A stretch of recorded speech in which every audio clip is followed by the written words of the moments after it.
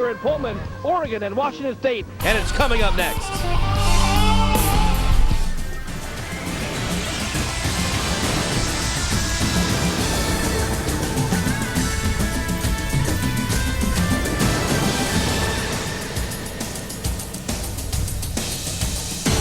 Hello everyone, you are live here in Pullman, Washington, an absolutely spectacular day here in the Palouse. This is the best weather day Oregon has been here in the last 10 years, and we know because we've been here all 10 years, and it was usually raining, snowing, hailing, or something, but today it is a beautiful day for the 3-1 Oregon Ducks against the 1-3 Washington State Cougars here at Martin Stadium in Pullman. Hi everyone, Joe Johnson along with my friend Anthony Newman. Anthony, this is a big game for Oregon. As I mentioned, they wanted this game to happen on Sunday to erase the embarrassment of what happened last week. Well, no doubt about that. Redemption is what they're looking for, but also it's a Pac-10 game on the road. If you want to win the Pac-10 championship, you got to win these games on the road. Quarterbacks. We've been talking about it all week. Oregon is going to go with J.Masoli to start the game. We didn't get to see him last week after that injury. Well, Jeremiah is in the spotlight, and everybody's hoping, the Duck fans and the coaches, that he can finish the game. Oregon hasn't had a quarterback to finish the game yet. Today, they're hoping it may happen. And we're going to see D.Thomas and Chris Harper as well in the game today. For Washington State, boy, same sort of deal, Anthony. They've had quarterback troubles as well. They have two quarterbacks, or number 1 and number 2, out for the season. That means a freshman, a redshirt freshman, Marshall Lobostow, will take the reins for the Cougars today. Well, it's a lot of pressure on him today. He has to lead this Washington State football team, and he needs the supporting cast of the linemen, running backs, and receivers to make big plays today. He threw a couple of touchdowns on his first 2 throws last week against Portland State. This week, though, a little different. Oregon's a little different in the secondary, and the Ducks secondary needs to atone for a very tough week a week ago against Boise State. We are ready for the kickoff here in Pullman. What do you expect? It's going to be a barn burner. I tell you that right now. Everybody think about defense, it's going to be a barn burner. See if Oregon can come back and get back in the win column and move to 2-0 in the Pac-10. The kickoff from Pullman is coming up next right here on Comcast Sportsnet.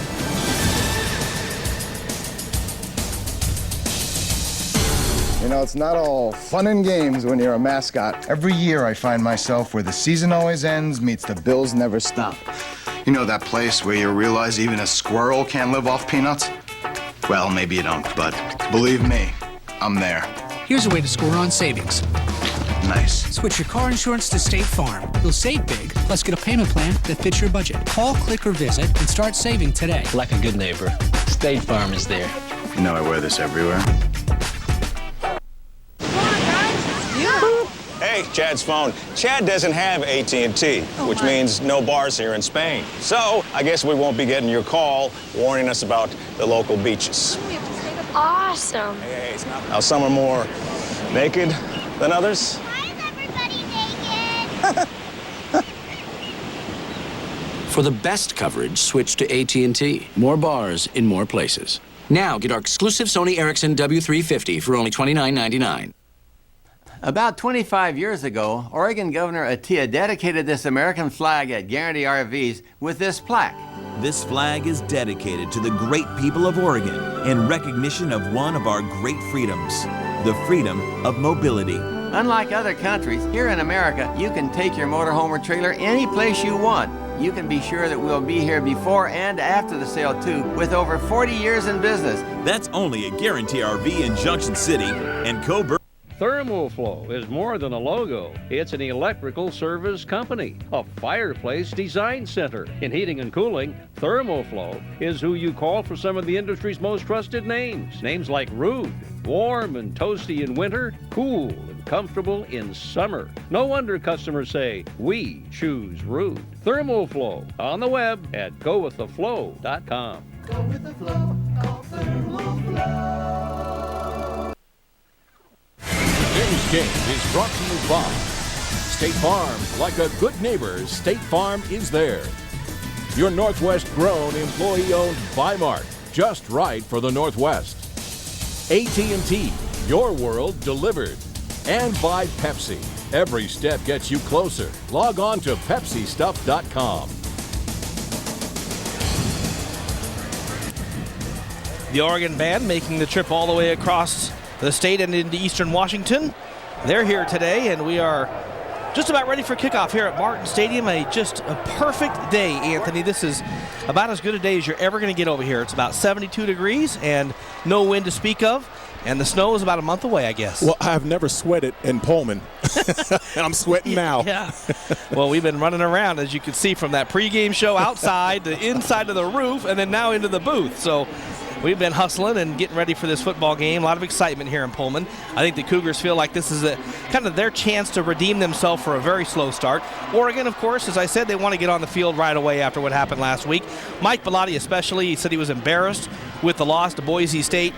Clearly, Oregon has a lot of talent on their team, and to see the way Oregon lost the game, I think it was very tough on Coach Bellotti, and imagine they'll be ready to go. I wouldn't want to be the team playing the Ducks based on how the preparation's gone this week. His record, 109-53, and the winningest coach in Oregon football history. And if you look on the other side of the field, boy, it's the dean and the baby. You've got Paul Wolf, who's only has 4 games as a Pac-10 head coach. He came over from Eastern Washington. There were a lot of names mentioned for this coaching job, but ultimately it came down to somebody they knew, somebody who was from here, a Cougar, and also, financially, Washington State can't pay $2 million for their football coach. Anthony, let's take a look at our Northwest Dodge dealers' keys to the game today. Well, the Oregon defense must show up. They didn't show up last week against Boise State. They have to start out on fire and play like wild dogs. The second thing, get the passing game going. You have to keep Washington State defense off balance. You must throw the football. And you have to run number 9 and number 24 all day long. Washington State's defense ranked 10th against the run in the Pac-10.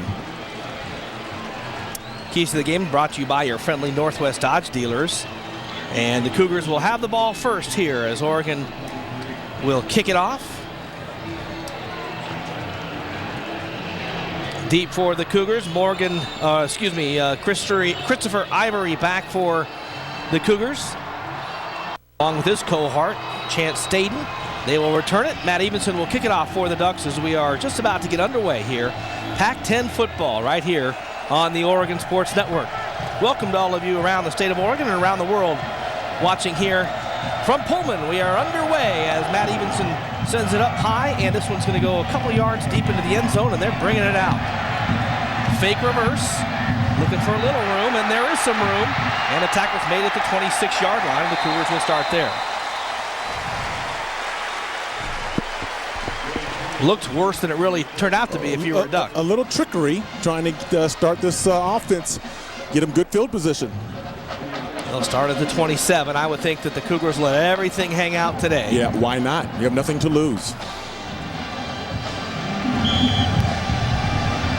Washington State did not look good against Oklahoma State. They did not look good at all against Cal, who came in here and put up 66 in 3 quarters on the Cougars. Talked to some of the Cal folks who said they hadn't seen a team play that poorly in the Pac-10 in a long time.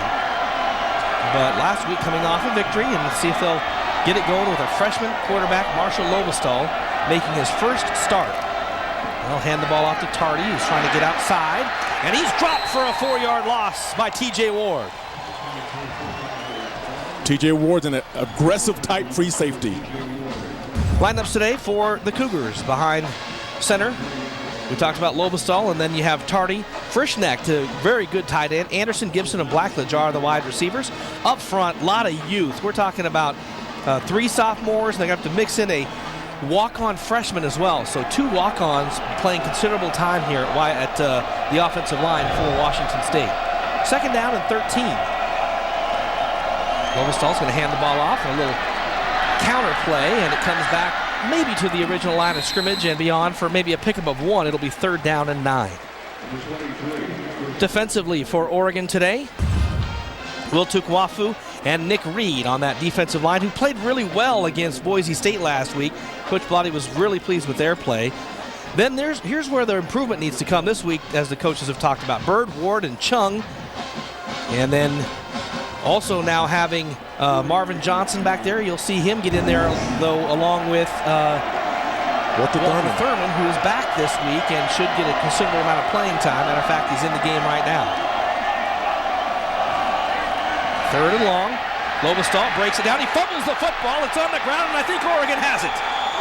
Lobestall got hit from behind. I believe Oregon is on the football, and they are at the 27-yard line. Nick Reed comes up with the fumble recovery. That's the pressure of the defensive line, Joe, getting to to Marshall. He feels the pressure as a young quarterback, almost a face mask there, but as a young quarterback, you tend to be very impatient. You want to get out of the pocket too quick, you start to run. But the pocket broke down on him very early. So here comes J.Masoli. Will they go for a quick strike touchdown here? Masoli and Jeremiah Johnson in the background. 4 receivers split out. Masoli throws it to the outside to Terrence Scott. He gets a block. Scott gets the first down inside the 20 to the 16-yard line. Terrence Scott's a burner. Nice little safe passes, Joe. Safe passes throughout the whole day. Johnson, Dixon, Williams, Mail, and Terrence Scott, who just had the catch there on the line. Fanuki Tupo, Jordan Holmes, Max Unger, Mark Lewis, C.E. Kaiser getting the start at the right tackle spot today. Bucks with a 1st and 10 now at the 16-yard line for Masoli. And some movement on the offensive line. I think it was Tupo. And they'll move it back 5 yards. Gives us a chance to talk a little bit about Jeremiah Masoli after the call. On the offense, number 57. 5-yard penalty, 1st down. Jack Folliard is the referee today. And we haven't had a chance to really see Masoli play, Anthony. No, we haven't. He's been injured. He's played some spot situations in the Utah State game, Washington State game. But it's going to be interesting to see him play a full football game, see how he controls and manages the offense. He sure has a heck of an arm. We've seen that in practice. He can really throw it. Here's Masoli looking left. He throws it out there to Williams, who can't bring it in. He takes a late hit, and a penalty flag is coming down. That's going to be a personal foul on the Cougars. An unnecessary roughness on Dawes. It'll be a 1st down for Oregon inside. Well, it'll be half the distance, so it should go just inside the 10-yard line. Well, right here, the play is over with, and I don't think that was very intentional, kind of like a little bump. But it's just super late. It's super late. That's the problem. It was way too late. It wasn't like he was trying to catch him either. It was a little punishment here. I know that when you played, they said, hey, if you don't catch that, you deserve the punishment. But that's a penalty. No question about that. Yeah, no, it's a late hit. Again, Dawes didn't really try to give it to him, but he did hit him after the play. A rule's a rule. Ball is right at the 10. So 1st and goal, I believe. It is 1st and goal. Trying to see if they could get a 1st down inside the 1, but the ball is set right at the 10-yard line. 1st and goal for Masoli. Ducks trying to cash in up the turnover. Little option play. Jeremiah Johnson stutter steps for maybe a yard. Defensively for the Cougars today. Again, a defense that's given up a lot of points so far to Baylor, to Oklahoma State, and to Cal. Andy Mattingly, Amu, Eichelberger, Mullenix, Dunn, Trent, and Bland are the linebackers. In the secondary, a freshman, Tyrone Justin. Look out for that, because the Ducks might try to exploit that over on the far side. He'll give Johnson a gain of 3 on the play. He'll get the carry right up the middle, and he'll stroll into the end zone for the touchdown. Well, they want to attack the middle of Washington State's defense with a Jeremiah Johnson, and LeGarrette Blount is yet to come. That was a great job by the offensive line, creating a huge hole that I could run through, Joe. I mean, that's the offensive line. You credit the offensive line, low pad level, getting off the ball, driving them back. Easy run for Jeremiah Johnson. Matt Evenson on for the extra point. And his kick is up, and it is through into the Duck fans there beyond the goalpost, and Oregon with a really important first strike here in Pullman. They lead it 7-0, and we'll return to Martin Stadium after this on the Oregon Sports Network.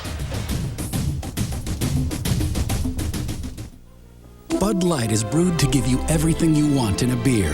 Never-ending refreshment, superior drinkability, and now, X-ray vision.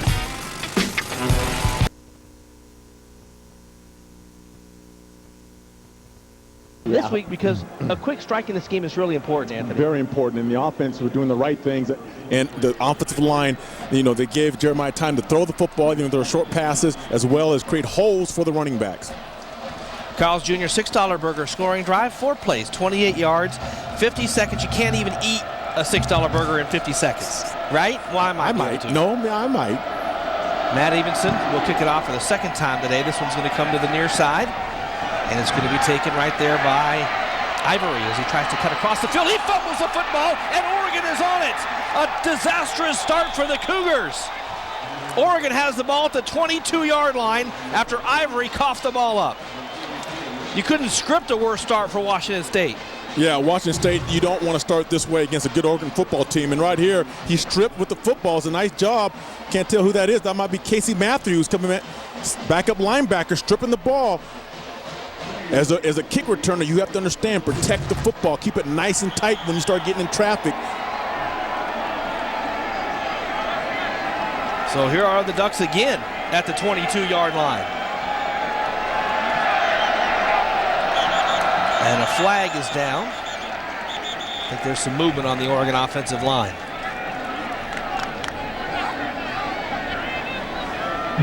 Prior to the snap, false start, left guard on the offense. 5-yard penalty, first down. The offensive line are a little too anxious to get out there and put a hit on somebody. Jordan Holmes.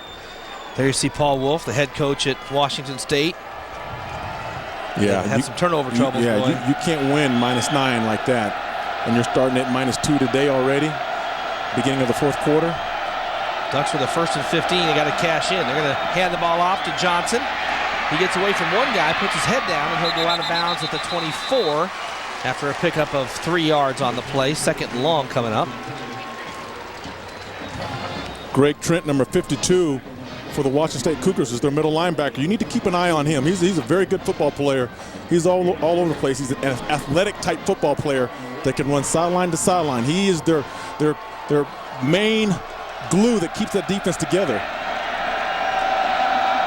Masoli goes up and changes the play at the line, or maybe the protection scheme. He's going to throw it. Looking down the field, throws it to the end zone. Wide open, J.Williams for the touchdown. What a throw by Masoli, and Oregon, with 3 minutes gone in the game, has 2 touchdowns. Masoli's release, and we've talked about this before, Joe. It's just like Dan Marino. It is so quick, and he throws so hard. I mean, this is just throwing the football with authority. And if you're a defensive back, you're looking at the play action. Now you can't see Masoli. He's 5'11", but then here comes the football. It's out, and it's in the hands of J.Williams. Not a great velocity there, too, as the extra point is up and good, and it's 14-0. Oregon has cashed in on 2 Washington State fumbles in 3 minutes of football. So we'll take a break in Pullman, and it's a great start for the Oregon Ducks here in the Palouse.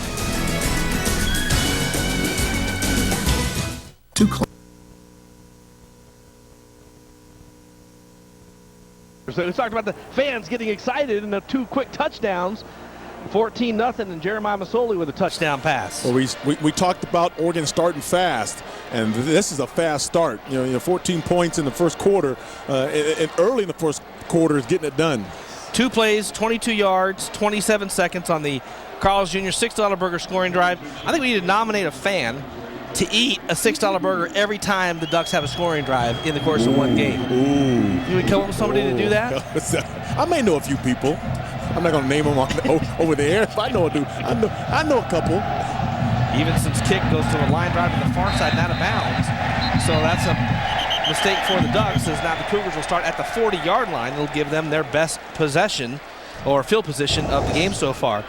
Hey fans, don't forget Sunday night with Mike Bellotti, 6 o'clock to 6:30 on your OSN stations, and then Sunday Night Live from 6:30 to 7. That is down at Taylor's. We'll see you there, a live show, so come on down and enjoy all the drinks and the food, and we'll give away prizes and have a great time down at Taylor's Bar and Grill. Sunday Night Live, Sundays at 6:30, presented by our great friends at Bi-Mart, who do so much for not only Oregon athletics, but the entire community. So thanks again to Bi-Mart for all their great involvement. And the Cougars now with the ball at the 40, so that's a break. They were really backed up, Anthony. Now they'll have a little bit of breathing room. If they do turn it over, it's not on their own 20. Right. Lovenstall's going to throw. It goes to the outside. It's complete to the 48-yard line. Nice throw by the freshman. That was a very nice throw. Get rid of the football very quickly. They have to get rid of the football. Nick Reed was getting ready to hit him and put pressure on him. So that ball has to come out very fast. And right here, the play action, not really the play action, but it's a nice throw by the freshman.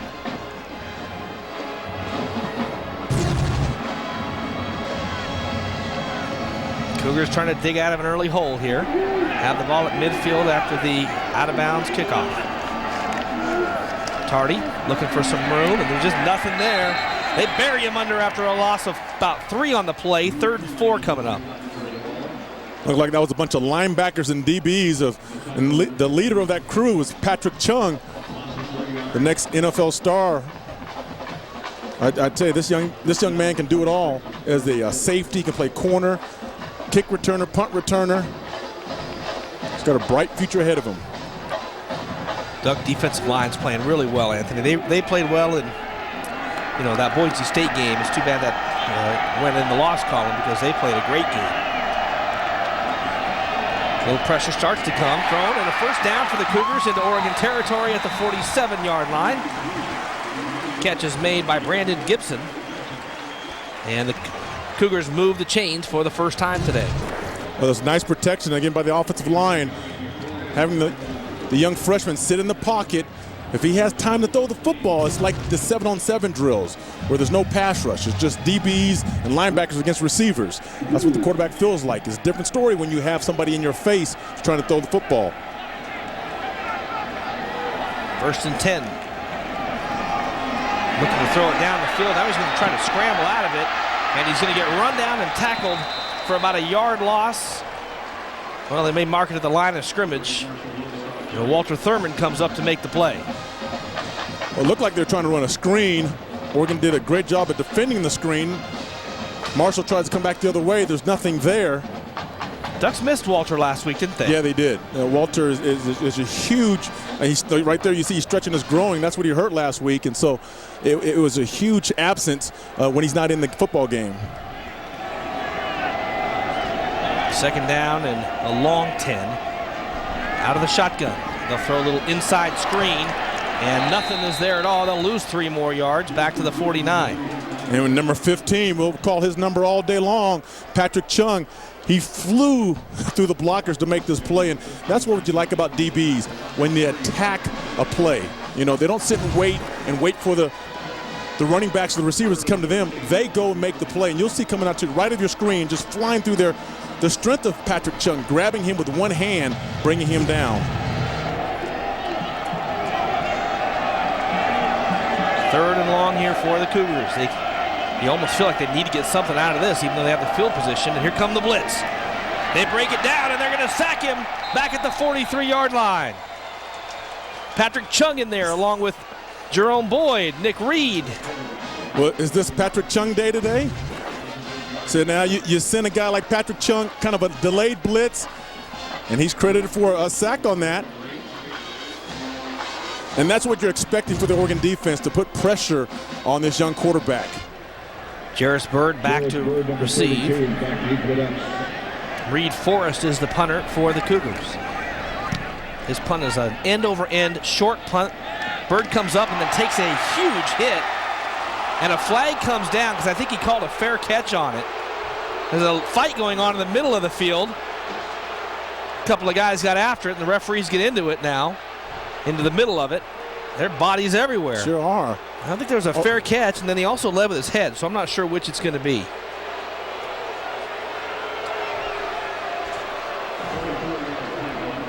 Well, I didn't see Jarris Bird make the fair catch, but again, also, he came in with his head first. He came in with his head, so maybe it might have been spearing.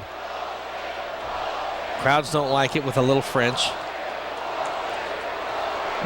Personal foul, illegal helmet contact against the kicking team. 15-yard penalty from the end of the run, first down. Well, they really didn't like it across the way. That's 15 big ones. Let's look at it again, Anthony. It sure did look like he came in head first. Well, there's no fair catch. He's leading with his head. I mean, it's questionable, but you can't hit with the top of your helmet, the crown of your helmet. You can't lead. You can't use that as a weapon. And that was the biggest thing last week when Jeremiah got hit by the defender of Boise State. He led with the top of his helmet. One thing about it, Anthony, that has been a point of emphasis for the officials. They've talked about it in the offseason that they are going to protect players from the crown of the helmet hit. Masoli drops it off short to Terrence Scott. Scott tries to split the middle, has the first down, and is in Washington State territory. Terrence Scott, Joe, is so fast in the open field. This guy has blazing speed, and just because you have blazing speed doesn't mean you're a great football player. Can you control that speed? Terrence Scott does a great job of controlling his speed on the football field. Ducks are in Cougar territory now. And don't get me wrong, it's nice to have blazing speed, though, on the football field. Masoli looking good early. Back to throw, plenty of time. He's going to take one deep down the field looking for Jeffrey Mail, and a flag comes out, and that's going to be a pass interference or a hold. Mail just couldn't get away. The official looked like he threw his shoulder out because he tried to throw the flag about 30 yards. Well, yeah, well, Xavier Hicks was no doubt pass interference. He was holding him, and you see Jeffrey Mail is trying to run. Hicks, you can't put your hands on him down the field. You just got to use your legs and run with him. He's upset with the call, but there was still contact, 20 yards down the field. When the ball's in the air, you can't be touching a receiver. And sometimes I know it gets nitpicky. Believe me, I'm a defensive back. Sometimes I'm going, what are you guys calling? Let the defense play. But that right there, you can't touch him down the field. Ducks are in position again here at the 34. Masoli. Good protection again. He's going to take it down the field. This one looking for Mail. And it's tipped away. A nice play is made by Xavier Hicks for the Cougar defense. Looked like Jeremiah threw that thing off his back foot, and that was like about a 40-yard throw. And I think that ball would have been outside, up and away. You see Jeffrey Mail kind of running a wheel route, and if the ball would have been to the outside, he would have had a shot. But again, Jeremiah threw that off his back foot. He didn't get everything into that throw. Second down at 10. They're going to run the ball. Here's LeGarrette Blount with a big hole. Blount with a full head of steam, close to the first down. And there was an unbelievable block in there. I want to look at this again. Well, I'll tell you what. Short of a first down by a yard. You get number 9, who's 6'3", 240 pounds, LeGarrette Blount. He gets his shoulders turning north and south. You're a safety. You're playing safety. Get over there, fill that gap. Now you see the number 9 coming at you. What do? The block was by Ed Dixon, who flattened somebody. 3rd and a yard with Blount in the backfield. Masoli reads the defense and keeps it. He gets a block on the outside and will go out of bounds at the 16-yard line. So there's the read. The zone option executed very nicely by Masoli. And it was almost a mishap there for a minute, but Jeremiah was smart enough to keep the football. Everybody was coming to LeGarrette. He pulled that ball out and took off running, got the first down. And the smart thing about Jeremiah, get out of bounds. Don't try to take a shot. It's not JC anymore. Get out of bounds, protect your body. Masoli won the national championship as a junior college quarterback a year ago. Little screen setup to the near side. Terrence Scott looking for a block. Runs into his own guy. He bounced off like a pinball. Well, that's when you have Terrence Scott, who weighs 180 pounds, and Mark Lewis on the tackle. Yeah, he weighs 300 pounds. And he's not trying to tackle him, he's trying to block for him. Well, this is kind of funny. Terrence Scott, there's an opening right there. It's a great block by, again, Mark Lewis is the one who made the block. Got up to make another block and got in the way. Gain of 3. Scott goes to the far side. 2nd down and 7.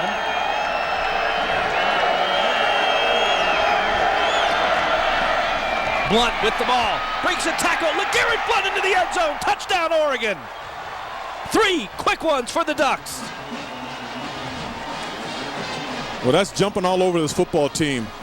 Washington State is stunned right now, and it's when you have a young quarterback that has to take over, and you're down 21-0. And look at the blocking.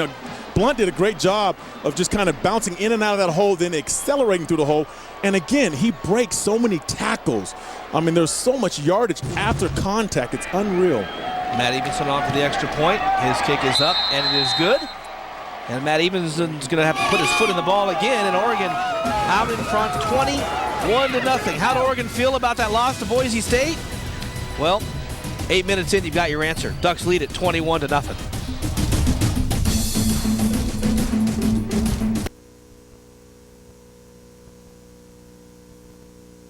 We're coming through. Welcome back, everyone. 21-0. We're just up here chatting about the having a good time. Weather. It's hot up here. There's no wind blowing through, and I think we're just mostly surprised because when you come to Pullman, you're ready for ice. But I've always brought my gloves. Yeah, that's right. My long jacket. Yep. The Ducks are off to a hot start, that's for sure. You see the Duck fans there in the end zone, pretty happy about them. We saw a lot of them walking around campus before the game. 21-0, and that's the start they needed to have, Anthony. When you let a team that doesn't look as good as you on paper have some confidence, that can carry a long ways, and the Ducks have pretty much squashed that with a 21-0 lead. So Evenson will kick it off again.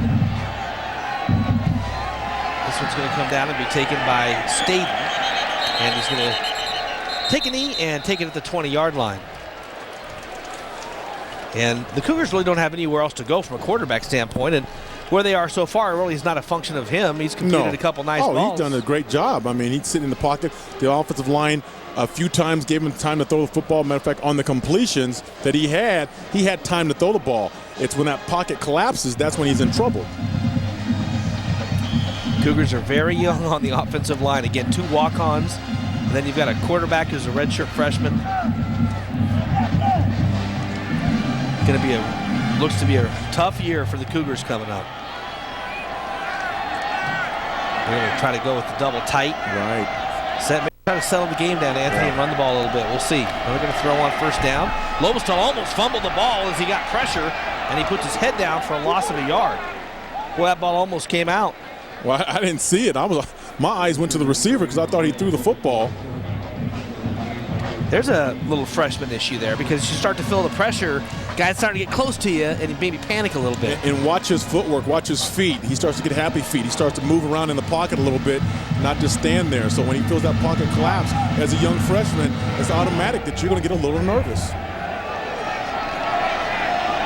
Ivory is the tailback for the Cougars.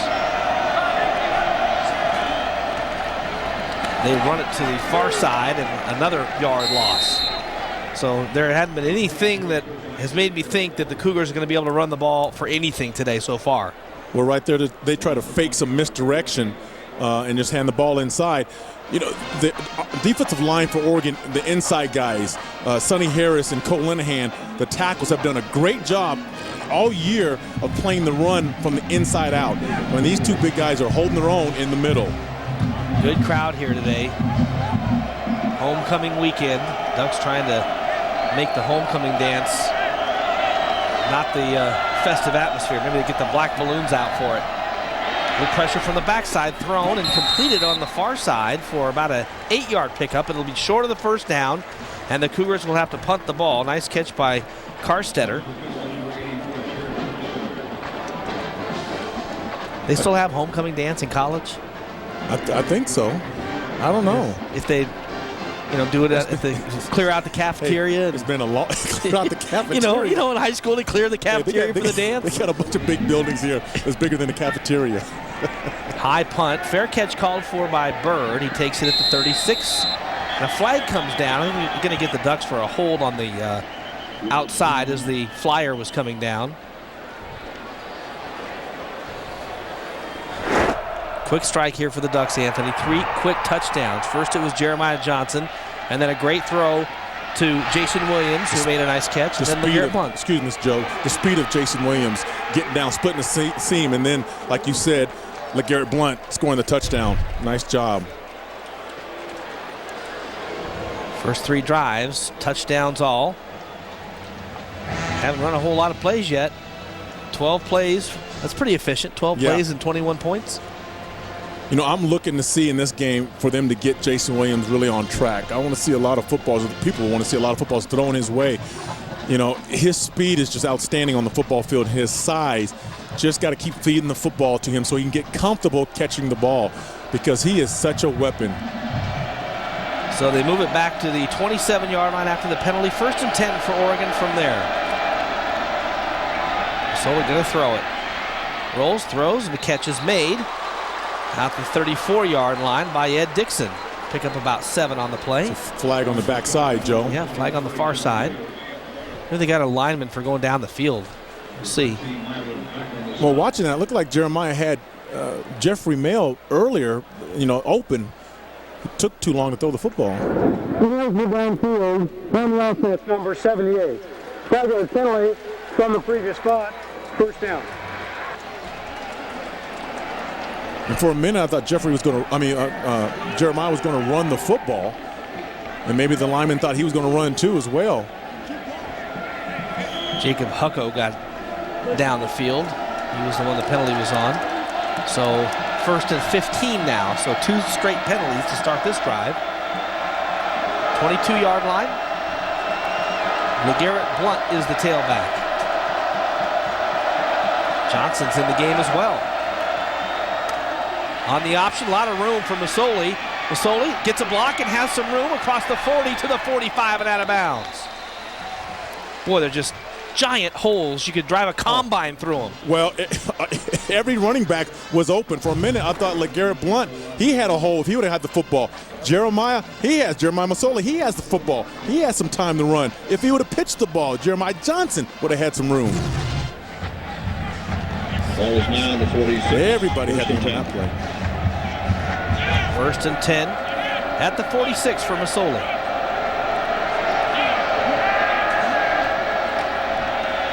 Plenty of time, eating a sandwich, throws it way downfield, looking for Jeffrey Mail. He tried to get to it. Looked like he got tackled before the ball got there.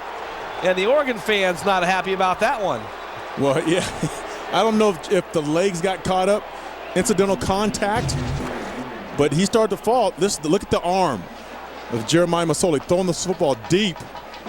Oh, there was a tackle. Oh, they missed that call. He grabbed his arm when the ball was still in the air. Watch right here.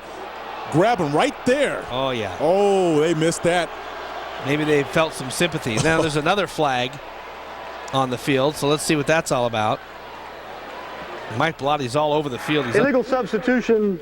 Player to not leave within the 3-second time limit.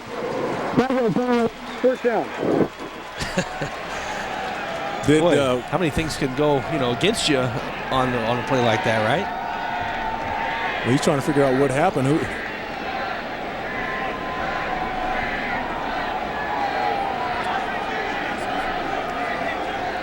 Chris Harper is in the game in the slot.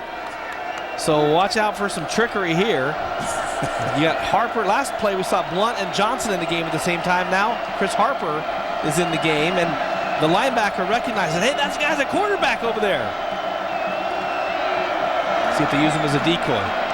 Looking down the field, now some pressure coming, and Masoli tries to squirt his way back to the line of scrimmage, and it gets dropped. So a big 3rd and long coming up here. And that was a nice job by the Washington State defense of getting pressure to Jeremiah. The last couple of times he's been standing in the pocket too much time. And here he had a little bit of time, but there was a coverage sack because downfield there was nothing open. It's a nice job by the DBs. Kendrick Dunn gets the sack. Kendrick Dunn. Think about the Harper in the game. They might be trying to set something up for later, so just put that one in your back pocket for a while. Screen set up. And Williams doesn't catch the ball. Then he takes a hit right in the back. Just a screen. Well, I keep saying feed him. Give him the football, but that's an easy catch right here. And again, if I want to see his head, I didn't get to see his eyes. Watch his head. Does his head come off the ball and look upfield? Just for a split second, but that ball has to be caught. I mean, it's right in his hands. He knows that. I mean, we're all sitting there telling him the ball has to be caught. He knows the ball has to be caught. I mean, that's, as a football player, it just kills you inside. There's a big punt. Big punt. And it goes into the end zone. So Josh Cyree with a 61-yard punt, a 41 net. The Cougars will have the ball at the 20-yard line with 3:07 here in the first quarter. And if it wasn't 21-0, if it was a tight game like last week or whatever, you would be, fans would be crying over that, non-call, the pass interference. Well, the pass interference, and that was pass interference. I mean, that was a missed call. He, Jeffrey Mail's hand was grabbed, Well, that's one thing Coach Bellotti always says. Hey, it's a penalty, whether it's 50-0 or 0-0. Yeah, right. You can't decide to call penalties based on how the game's going.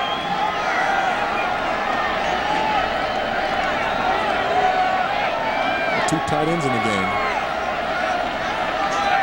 One of them in motion, make him an H back, and they'll play action here. And here comes the pressure.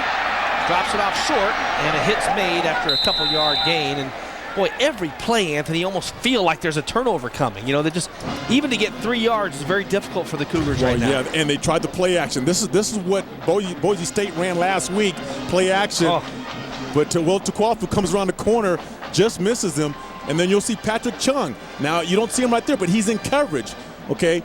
Disciplined football. That's what they're playing right now, the Oregon Duck defense. He came about an inch from whacking the ball right out of his hand. 2nd down and 7. Cougars would just love to get out of the corner, get the sun at their back, right? Got to get something. Lobestall throws it to the outside, get a block, and a 1st down for Washington State. Positive play for the Cougars. Brandon Gibson with the catch. Well, Brandon Gibson is their All-American. You have to find a way to get him the football, and that's a nice job right there. It's a nice throw by the freshman to get the ball outside. Brandon Gibson get the ball on the run. It's a nice block out front, and he's a big receiver. Tries to put it on T.J. Ward. Brandon Gibson is going to the next level. I can see him playing a shot playing in the NFL as well.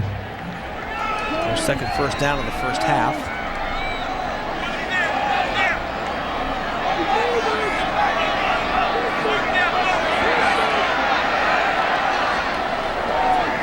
Good protection this time. Gets knocked away though. Right there, had a chance at it. Spencer Pasinger, the linebacker, with some bracket coverage. Well, it looked like a 3-step drop. Wanted to get rid of the football real fast.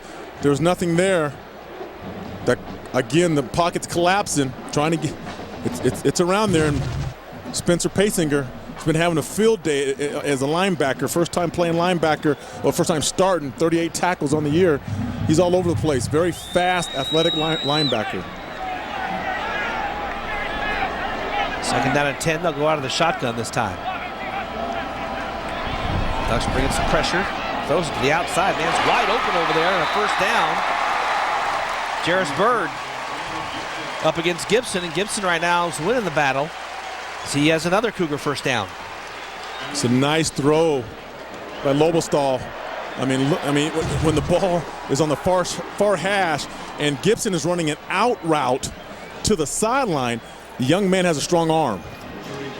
Makes a nice break on the ball, doesn't he?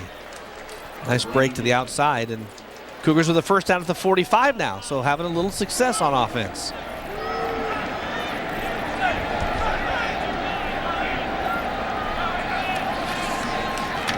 They'll run the ball. Tardy with a big hole. Tardy in the secondary. At the 35, he takes it down to the 30-yard line. Well, now they go to their other superstar, Dwight Tardy, to get it done. Running the football inside, attack the defense inside. And right here, following the big tight ends. It's a nice block by the tight end. Tardy cuts outside. Now, Tardy's not going to break a long 60-yarder, but he will give you some positive yards. 20, 30 yards a pop. He runs hard.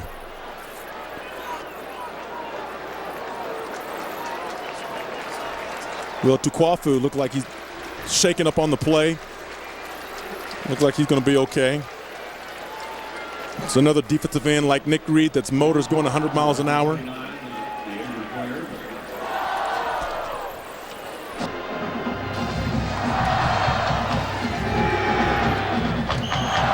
First and 10 for the Cougars at the 30-yard line. So the first time that they've threatened to score today with 57 seconds here to go in the first quarter. Lobestall, little play action. Now he's going to throw it all the way down the field. Gibson's wide open, but he missed him. He's turning Jarris Bird around. Yes, he is. And this is a good matchup for Jarris Bird because he's going against a guy that is going to be playing in the next level. I mean, Gibson is one of the best receivers in the Pac-10. He's not a small receiver. If you look at him right there, he's a big kid. 6'1", 200 pounds. He runs a corner route, gets Jarris Bird turned around, couldn't connect. That's a long developing play right there, so it has to be right on the money.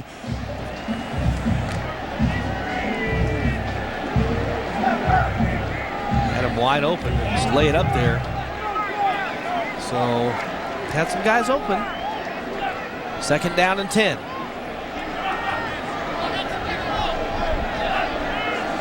Ducks drop into coverage. To the near side and incomplete out of bounds. 3rd and 10 coming up. Well, they're trying to take some shots down the field now, trying to attack the secondary of Oregon. It's the strength of their defense. And Washington State finding a hard time trying to get the ball, trying to connect down the field. Trying to find Jeshua Anderson. Well, big play here, Anthony, on 3rd and 10. Cougars trying to breathe a little life into the game here.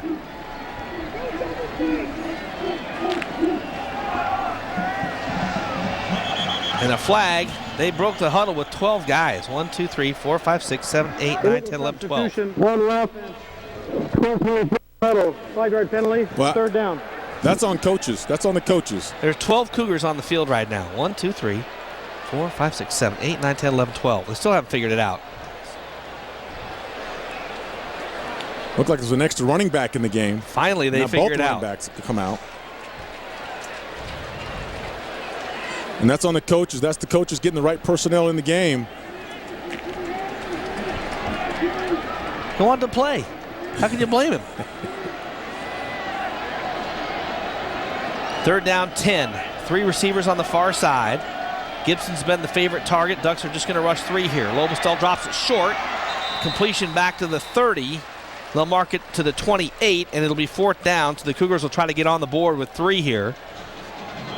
It's a tough kick on the far hash.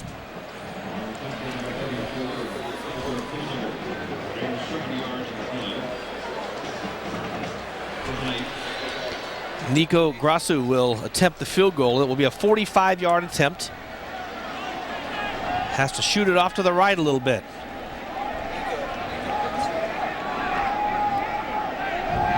Cougars trying to get on the board here with 3 seconds to go. Sends it up, and it's on its way, and it went right over the upright. No good. It was close, but no cigar. And that's the final play of the first quarter. A first quarter that turned out pretty darn good for the Oregon Ducks, Anthony. 21 points. They took advantage of 2 Cougar turnovers and put together a long drive. A good first quarter for J.Masoli as the starting quarterback as well. Oregon leads at 21-0 after 1 here in Pullman.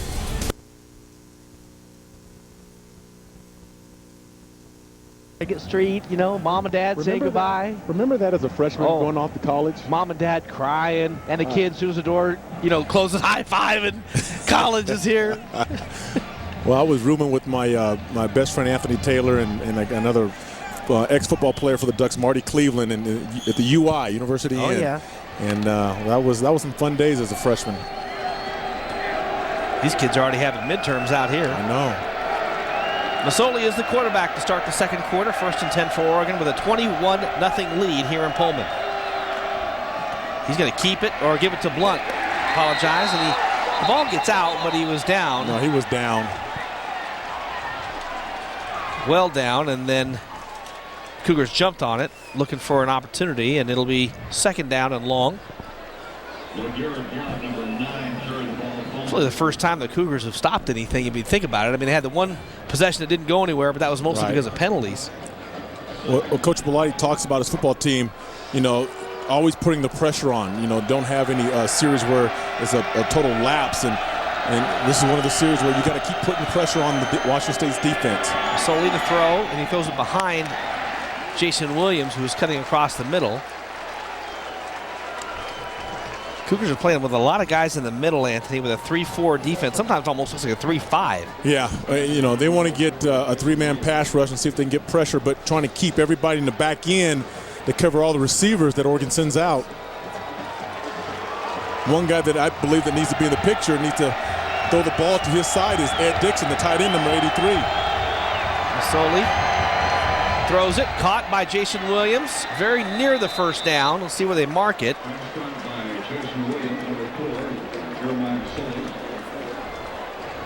Boy, just from the looks of it, I think he's got it. It's 4th down. Well, they're marking it well back. Well, that's interesting. The one referee had the ball 1 yard forward. When they moved it to the far side, it was 1 yard back. Yeah, I don't know where his spot. I don't know where his spot is on the sideline. So it'll be 4th and a yard. I guess the ball was just laying there a yard forward on the near side here. And remember, a spot is something that can be challenged if you had a notion to do it. But I don't think Oregon got a very good spot there at all. Josh Tyree is the punter. It's an end-over-ender. It's going to come down short, take an Oregon bounce.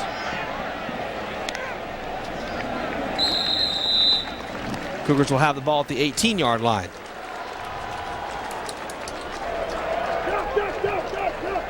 Well, Washington State had some success throwing the ball to their superstar, Brandon Gibson. Let's see if they do that again. And Oregon has to understand who's the guy that they want to throw the ball to. Okay, it's going to be number 4, the big receiver, big-time receiver. You see their drives, Anthony, a couple of fumbles, a couple of punts, and a missed field goal. But at least the last drive, they put something together. They got some yards out of it. Yeah, and I think also we're going to see some running plays on the inside. Tardy had some success running the football, and they're going to see that again.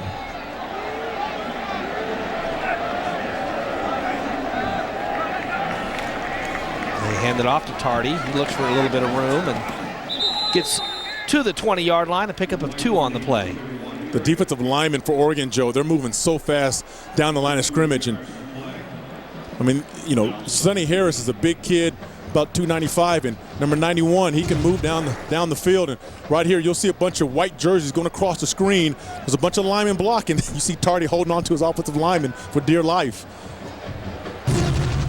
2nd down and 8. Ducks crowd the line here. Now they drop off.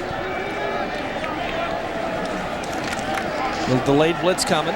Over the middle, caught, and a first down for the Cougars to the 29-yard line. Very similar to what Boise State did last week. Yeah, well, Boise State last week, they kept one tight end in and they sent the other one out. Washington State's doing the same thing. They're trying to protect their young quarterback. They know Oregon may try to blitz, so go ahead and send one tight end out, kind of on delayed. If the routes with the receivers are not open, go to the tight end. Certainly settled the game down after that quick Oregon start. Double tight end this time. They're both going out this time. Pressure coming, they throw it out short. Catch is made. And I'll tell you what, Anthony, there's just room for the receivers.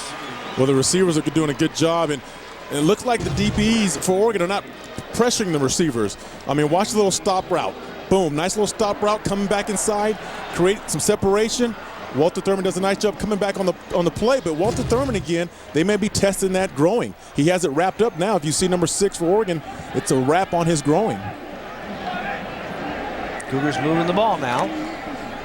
They'll give it to Tardy. And just nothing doing with the run game, but again, like Boise last week, you don't necessarily need to run. No. Maybe just a now and then to keep them honest. Well, I think Oregon right now is playing a little, I should say soft, but the DBs, hey, you don't want to give up a big pass, and you don't want to give up a big pass. So Washington State's taking advantage of that by doing a little 6 and 7 yard curl routes, outs.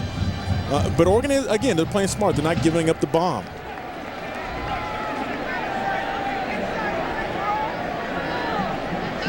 Second down and 9.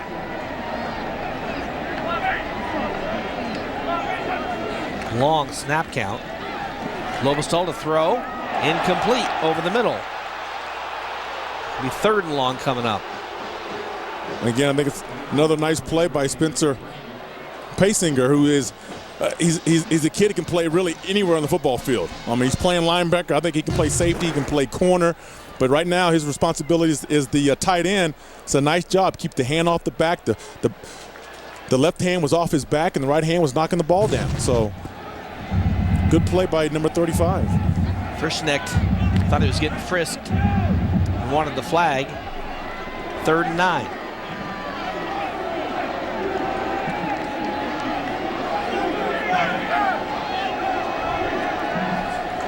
Ducks are going to go ahead and bring 3 again. Throws it out over the middle. Caught. And a first down.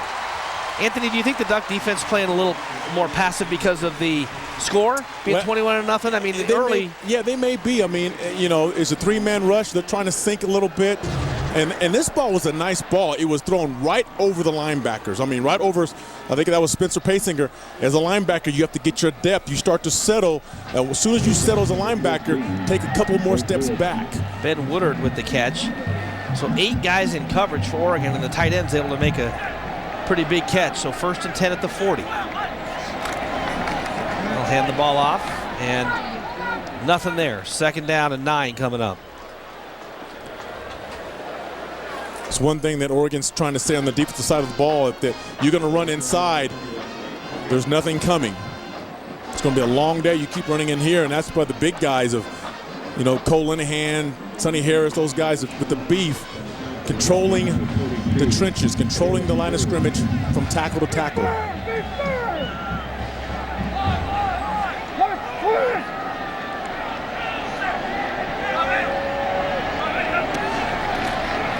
Quick drop, now the pressure comes, gets away from it, and Thurmond almost caught it, and they're going to get him for a flag.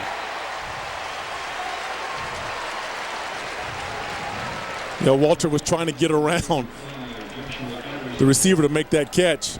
Interception, I should say.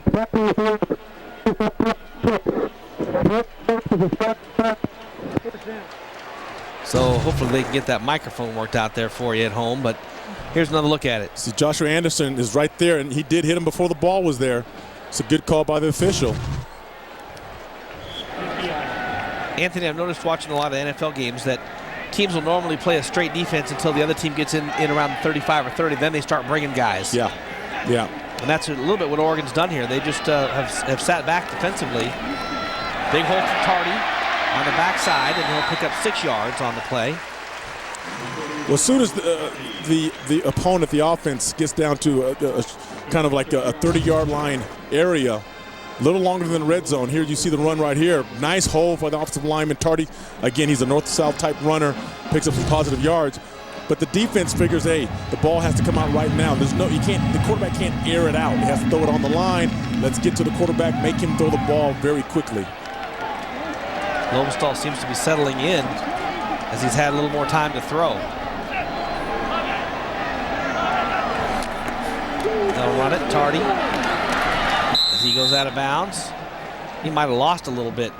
Straight at the 30-yard line, 3rd and 5 coming up. Well, one thing you can't do against the Oregon Duck football, the defense, is run sideline to sideline. You got to run right at them, and I think most teams have success running right at University of Oregon, right down the middle. When you run sideways, this defense is way too fast with Paysinger and Clay Matthews and John Bacon, the linebackers that can run. Then you got your safeties of T.J. Ward and Patrick Chung. 3rd down 5, they're 50% on the year, just 2 of 6 today. Empty backfield. Ducks look like they're going to drop into coverage again, and they do. Rushing 3, but this time a little pressure comes, but still complete. I mean, that's just not working, Anthony, rushing 3 guys. He's just picking them apart. He is picking them apart, and what's happening now is Gibson is going against the linebackers because there's a zone behind the 3-man rush. So you'll send Gibson in between the linebackers, and you look like Cole Linehan, who's dropping back as a defensive lineman in coverage to try to give the offense a different look. But Cole Linehan is not going to cover. Yeah, who's he going to cover? He's just going to be a big body in space. 1st and 10 from the 16. Cougars with a very impressive drive here. Just the freshman just picking his way down the field with lots of time to throw the ball. Play action, tries to roll it out. He's going to throw it towards the end zone, and it's too far into the corner. 2nd down coming up. Oregon's doing a great job on this play action. That's the little boot, trying to suck the defense in. Washington State looked at the tape last week saying, hey, this may work against this Oregon football team. Boise State did it, had success with it. But right now, Oregon is playing responsibility football. They're reading the keys, they're trusting their keys, keeping an eye on the receiver, not looking in the backfield. Coming up on halfway through the 2nd quarter, which has been dominated by the Cougars. They just don't have any points to show for it yet.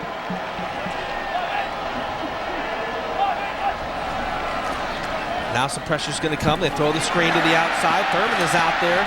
They make the tackle at the 10-yard line.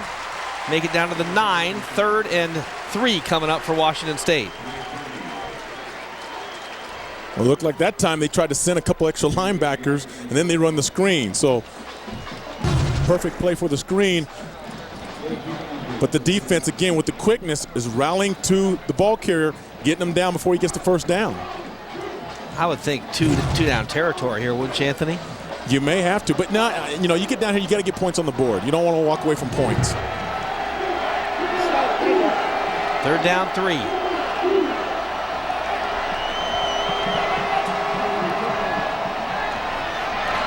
Throws, and it's intercepted by Jerrisburg. The flag is out. There's a flag down. And it came out after the catch was made. But we'll see what that's all about.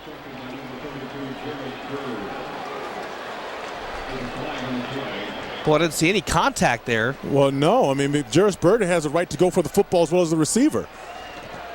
Ducks aren't coming off the field. Pass interference on the defense. I think that was a bad call. Wow. I mean, Juris Bird has every right to go get the football like the receiver. He did not throw that flag until after the catch was made. And you see right here, you can't see it. Oh, we can't see. We saw the end of the play. I mean, it's just unbelievable. And then the flag goes out right there. So the current drive takes it down to the 3-yard line, 66 yards, 12 plays. They'll hand the ball off to the outside. Nick Reed reads the play and drops him for a loss. Boy, I just can't believe. I'm still trying to think where the pass interference was. I don't know. On that. I'm not sure, but you know, when your back's against the wall, you have to have some superstar step up and make a play. And right here, Nick Reed on a good receiver, a one-handed grab, grabbing the glove, or grabbing the towel or the glove or something. He grabbed the hand, grabbing the hand of the receiver. Second and goal from the 9. Low snap. Again, a little play action. Throws it over the middle. Touchdown, Cougars.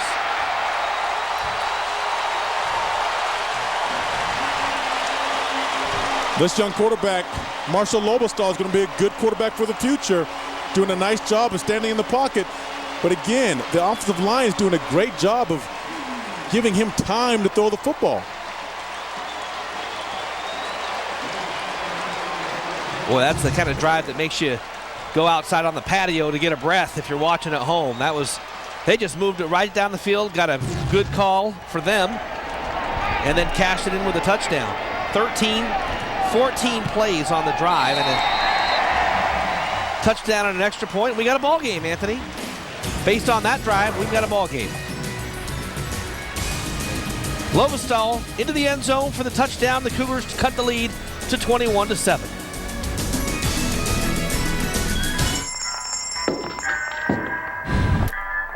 It's a crazy world. I knew this girl who would do anything to get married. I called her the wedding girl.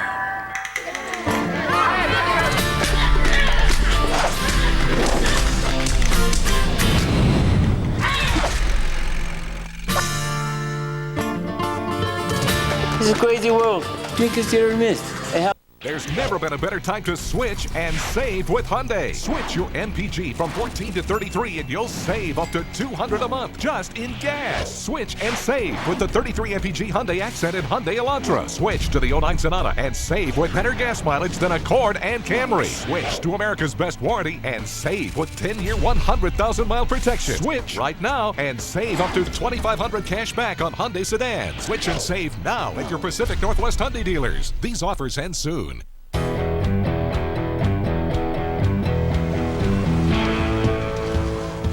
Sooner or later, nature will show you its unpredictable side.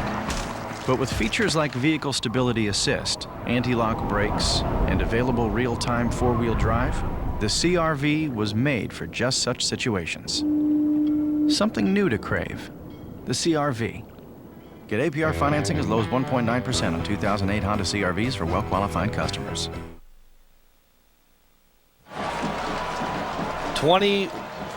21-7 is our score here. Cougars are having to recover from some injuries. There's Gary Rogers, broke his neck. Good that he's up and walking. Just a little fracture between number 4 and number 5. Lobostal looking like Joe Montana. Anthony's 14 of 19 passing. A freshman quarterback is picking Oregon's defense apart. He's got a lot of time to throw that football. Deep kickoff, so it'll come down. Oregon will have to take it at the 20. Cougars have more yards than Oregon. They've run 34 plays to Oregon's 19. Part of that's the field position as well. But the main number is Oregon leads at 21-7. Fans, don't forget to come down to the Cooler every Tuesday night. Join Jerry Allen, Coach Bellotti, live Tuesdays at the Cooler. A lot of fun down there. You have a good dinner, win tickets and prizes, ask questions of the coach, and See some players as well. Fun night. Tailgate Tuesdays. The Cougars Tailgate Tuesdays every Tuesday night at 7 o'clock in Eugene. 1st and 10. The crowd's back in the game now. Masoli is at quarterback. Masoli's going to keep it. He pitches it out to Jeff Mayle, who makes one guy miss and cuts it back towards the center of the field and picks up the first down at the 32. That was a nice move by Jeffrey Mayle. Again, I really like this kid because he's an ex-DB.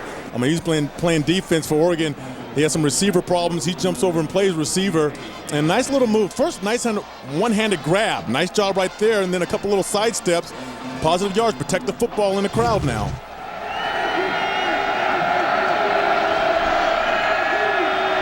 Johnson with it. He gets hog-tied after a gain of about 4.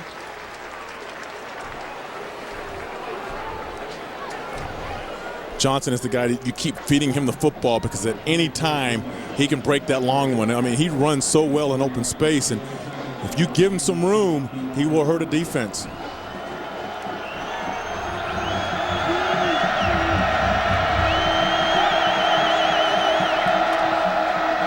Big hole up the middle. Here's Johnson. Johnson into the clear. Can he go all the way? Oh, he stops and cuts it back. And Johnson takes it down to the 20, to the 18, but he might have gone all the way if he just would have kept going. Johnson has to learn to believe in his speed, believe in that running north and south. And I just said he runs so well in open field. Sometimes he runs too well because watch the hole, first of all, and then he comes up right here. Go ahead and take it for 6. He slows down, cuts back, but still picks up a couple extra yards. Inside the 20, Ducks try to respond to the long Cougar drive. LeGarrette Blount picks up 2 off the right tackle. You know, one thing we haven't seen, Joe, by the Oregon offense is the no huddle. I mean, as far as the hurry-up offense. I mean, I know they're looking at the sideline, but usually they go much faster. But when you have a young quarterback in like J.Masoli, meaning a first-year starter, you got to slow it down a little bit. Blount has it again. Full head of steam, still on his feet, and has, I believe, the first down. It's close. They mark it back at the 11. They might have marked him short of the first down. So that's tough when you're getting both these running backs, one power, one speed, fresh all the time. They're going to measure it. I think he's a little short. So far, it's a nice response by the Oregon offense.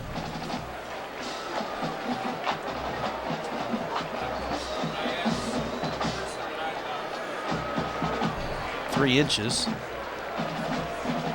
Blount was complaining about the spot, thought he was further down the field.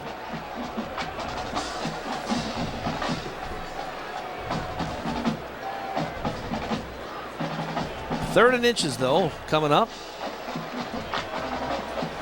You know, watching these running backs, Joe, that these running backs are getting to the second level. When I say second level, that's to the linebacker situation, to the linebackers where they are on the field.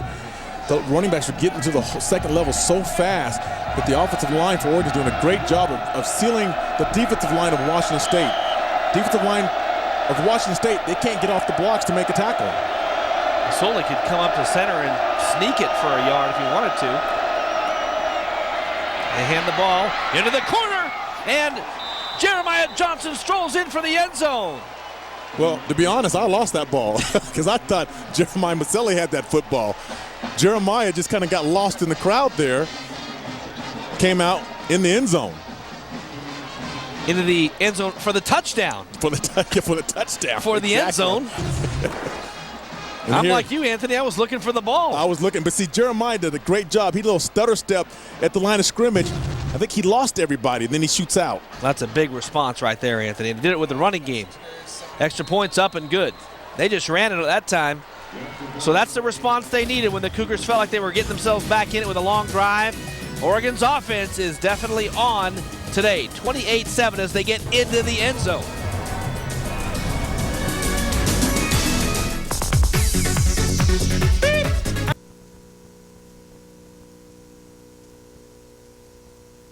Always got a smile on his face. 28-7. Nice job by Jeremiah Johnson. Good that he got the payoff, too. The R.Alston Jr. $6 burger scoring drive. 6 plays, 80 yards, 210. Jeremiah, all 6 plays. And nice to see him back. It's nice to see him and LeGarrette Blount working together.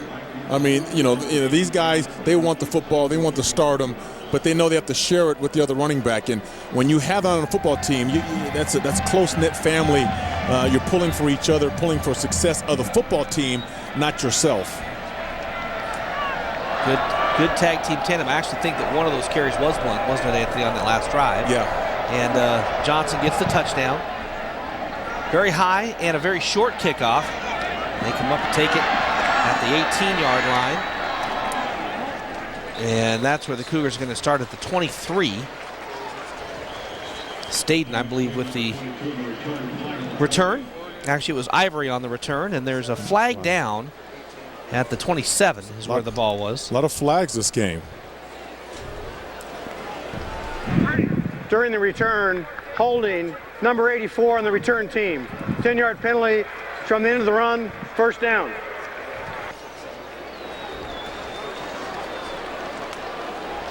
Interesting to see what the Ducks do here defensively, Anthony, with 4:18 to go in the half.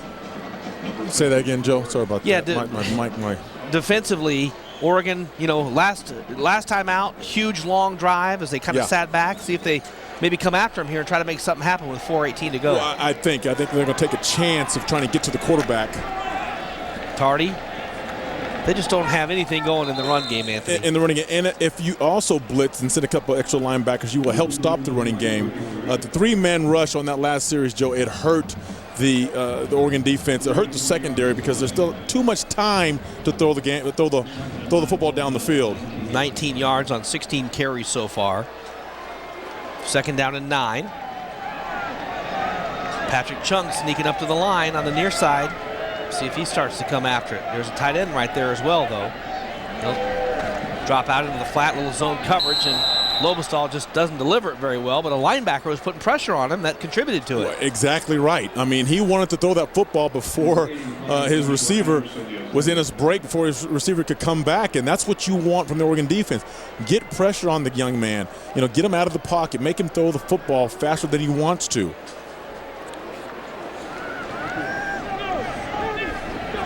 Third and 9 coming up.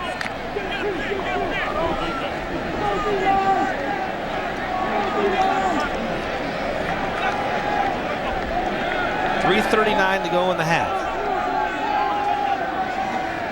So drop, a little pressure though coming. Lobostal's going to get away and drops it short and incomplete. I think he just panicked. Yeah, Anthony. He did. He got out of there. Well, Nick Reed, you're going to panic when you got number 49 chasing you.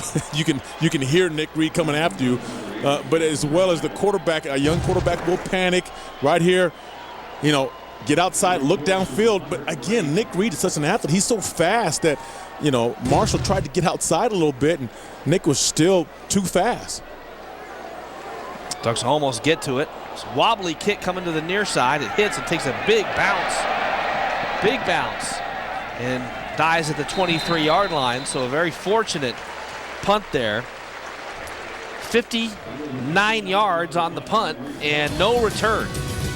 3:23 to go here in the first half. Ducks back with the ball. Head down the sidelines for the most in-depth Oregon football coverage around. It's Duck football like you've never seen it. Don't miss Sunday Night Live with Mike Bellotti. Every Sunday at 6 p.m. on Comcast Sportsnet. Game on. Welcome back to Pullman, everyone. Stay tuned for our AT&T halftime report. We'll have highlights and stats from this game. Some scores around the country, including that incredible upset today, Ole Miss at Florida. Can you believe that? If you don't come to play, anybody can beat you on any given day. I mean, it's any football team can beat anybody. And the little kiddies, a chance to hear some teaching points from Anthony Newman, whose youth team today won 50 what? 55 to 14, something like that. Masoli down over the middle. Williams has the catch into Washington State territory.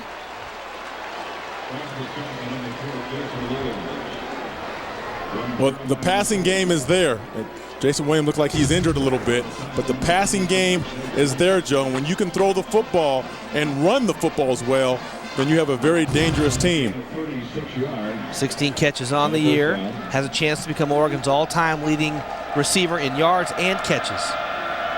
Masoli, it breaks down. Now he's going to run it. Masoli's got some room. He'll pick up about 5 on the play. Sometimes you look at the quarterback situation and J.Masoli's running the football. You don't want the quarterback to go to the sideline all the time. Just dive, just jump head first and pick up a couple extra yards. And sometimes when you run to that sideline, you get twisted up like that. There goes an ankle. Just second base it. Here comes the blitz. Ducks pick it up. Masoli rolls out, looks, throws it to the far side. A great catch is made, and they're going to give it to him at the 27-yard line. I believe it's Aaron Pflugrad with the catch.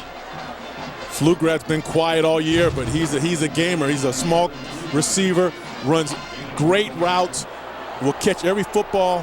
Boy, they're going to look at that again, I bet, Anthony. Yeah. Well, his foot was in. Ducks need to get a playoff. Sure. Looked like he was. Nope, there's the whistle. They'll look at it again, make sure they got it right. That was close. Under review. Right here, he goes down. He's down. Well, his knee's in. His knee was in. But He was his other down. leg out. But I think his knee was down before his leg went out. That's the question.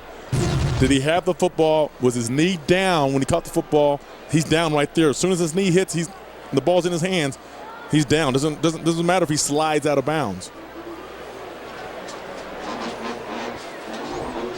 Now that would be devastating if Oregon, gets this reception and keep driving down and score again with 2:27 left in the first half. Boom. He's down right there. He's in. He's down right there. The ball's in his hands right now. Now his other foot is still up in the air, so that's a catch. Now the look we're seeing, Anthony, is not the look that our replay officials are seeing here today. They're on some different cameras, so they're not seeing this look, and if that look from behind the goalpost is the one that you can really see it. Yeah. I thought that last play Jeremiah was going to run the football. He had a lot of room to run the football, but it was a smart job. Of the ball, your arm can get the ball down the field a lot further and faster than your legs.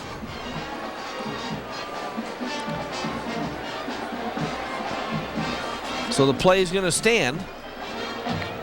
Quick review, and Oregon has the ball at the 27. 2:20 to go and counting.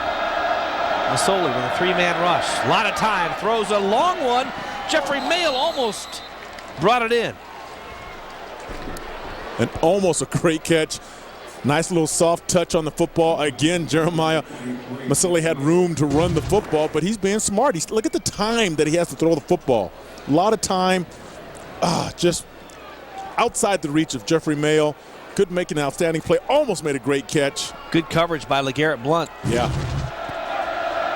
Blitz is coming. Little screen pass. Gets it out there. Blockers everywhere. Terrence Scott to the 10. He gets tripped at the 6-yard line and goes down. That's that speed on the outside. Like you said, there's a lot of blockers out there. Here comes LeGarrette Blount, Jeffrey Mayle, the offensive lineman. And then there's the room to run for Terrence Scott. It's a nice job right there. Again, look at the block right there by Max Unger, the center. First and goal at the 7.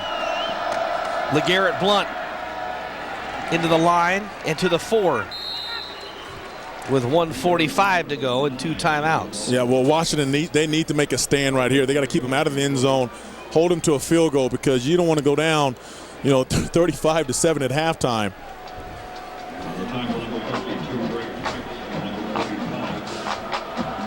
Ducks are really playing well on offense right now. And Masoli running the offense very well. They'll give it to Blount. He gets hit behind the line. He's still on his feet. Maybe picks up a yard. It'll be 3rd down. Clock's going to tick under a minute. Nice job by the defensive line of Washington State, hanging in there, being tough, being stubborn.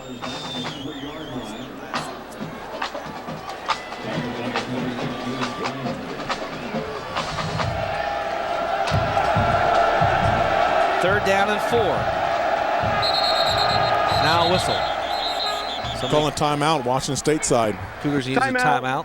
Washington State, number 1. Well, this is crucial for Washington State right here. This is a 30-second Paul Wolf's doing a good timeout. job of getting his team together and say, we have to make a stand. We cannot let them score a touchdown. Hey fans, the Arizona game's coming up. Some special things ahead for that game. Make sure to go to your local Dairy Mart and sign up, because Dairy Mart and Pepsi are going to team up to send you and a guest to the Oregon-Arizona game on the 15th of November. I'm sure it's going to be 80 degrees that day. 2 tickets to the game, parking, post-game Pittman hospitality, great duck gear. Head to your local Dairy Mart and sign up today. November 15th is usually the day it changes, isn't it? Isn't that how it works in Oregon? Like one day it's, nice Indian summer, if you will, and then the next day it's fall or winter. It's cold and rainy and windy and wet for until April, May. Not that long, but there's the Duck fans down in the East End zone. 70 degrees, nice day, a lot of sunburns. Well, You'll know who came to the game tomorrow at work. Well, and it's 70 here, and it's up here in the booth, Joe. It's hot, and earlier you were trying to talk to me, and my headphones were sliding off because the sweat from my ears, so I can't keep my headphones on. 3rd down and goal. They give it to Blount. He strolls into the end zone. Touchdown, Oregon.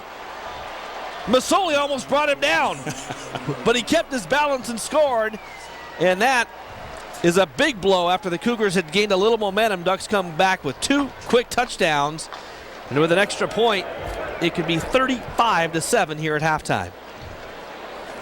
That's the Washington State's worst nightmare here is allowing the running game of Oregon to get going, and that's what's happening, the running game. Stevenson on, the extra point is up and good, and it is 35-7 with 48 seconds to go here in the first half. Again, the only thing that almost got Blount down was Masoli. Well, Masoli was he sure did. Yeah. Well, I guess he wanted Blount to come run outside a little bit more. I'll push you outside, get away from those linebackers, and the balance right there of LeGarrette Blount. He has balance, he has power, he has speed, and he's built like a man. I mean, he's very good. 2 good running backs right here, number 9 and number 24. Boy, that just precipitated a mass exodus here in the stands. I wonder how many are going to come back for the second half. I'll tell you one thing, one guy right here, this guy right here, he's a great running back coach, Gary Campbell. Gary Campbell's been in the program for over 26 years at Oregon. He's had some great running backs at Oregon that he's coached that have played in the NFL, and the last one to play in the NFL, that went on to the NFL, is Jonathan Stewart, playing very good for the Panthers, Carolina Panthers. Well, we've seen some good ones. We ought to do a poll next week. Who was the best in those 26 years? Jonathan Stewart? Was he the best? What now? Are you talking playing college football? College or football pro? player. Because you got Tony Cherry, right? Oh Tony, yeah, love the little 28. The little Tony Cherry can get it done at 5'6", 5'5". Ruben Drones still in the league. Derek Lavelle. I played with Derek Lavelle. Set all kinds of records. Sean Burwell. Yeah, we can go on and on and on. Ricky Whittle in the Rose Bowl. Dino Filia. I mean, we ought to do a poll next week, Anthony. Who would be the best running back that he's coached? Little room here. And taken down at the 36-yard line. Officials missed a real blatant push in the back. It's a nice job. You see the blocking by the red jerseys, and nice blocking up front from the front 5 of the kickoff return team. Nice return by Staden. Hey fans, here's a new thing that you should do for your cell phone. If you have an internet-ready cell phone, it's free. It doesn't cost anything, and all you do is go to the link and it loads it into your cell phone. It's called OSN Mobile, and I'll tell you more about it in just a second after this Cougar play here, because it's something you're going to want to have on your internet-ready cell phone. So that's an iPhone or any other phone that has internet service. Here's Lobestall. He's going to try to throw it. Gets outside, and now he goes out of bounds with 34 seconds. Go to GoDucks.com and you'll see the link on GoDucks.com on the right-hand side, and you click on that link and it'll tell you how to do it on your phone. All you do is go to a website, click enter, and it does everything for you. It loads the icon and everything on your phone, and you have all of your Duck news right there with one touch. OSN Mobile, free on your internet-ready cell phone. Technology. A little different. We were typing papers on typewriters. Remember that? Technology. Nick Reed, number 49 for the Ducks, is complaining that he didn't get held. Ducks still have 3 timeouts left, Anthony. I think before I said 2. They have 3 timeouts left with 30 seconds. Well, Washington State here needs to figure out how to, pick up this first down. You're going to leave Oregon with some time to maybe do something with the football with, 25 seconds, 20 seconds left in the game, in the half. Maybe get in position to have a field goal. They're going to run it here and try to make a little bit of yardage. And it goes down. Let's see if Oregon uses that timeout or not, up 35-7. They're just going to decide not to. Yeah, 35-7. No. You take it in. You get the ball at halftime. Oregon gets the ball at coming in the third quarter. So why rub it in? That'll be the end of the half as it ticks away. And that's a pretty darn good half. The Cougars put together 2 really good drives. They missed a field goal, and the other one they converted into a touchdown after a pretty questionable pass interference call.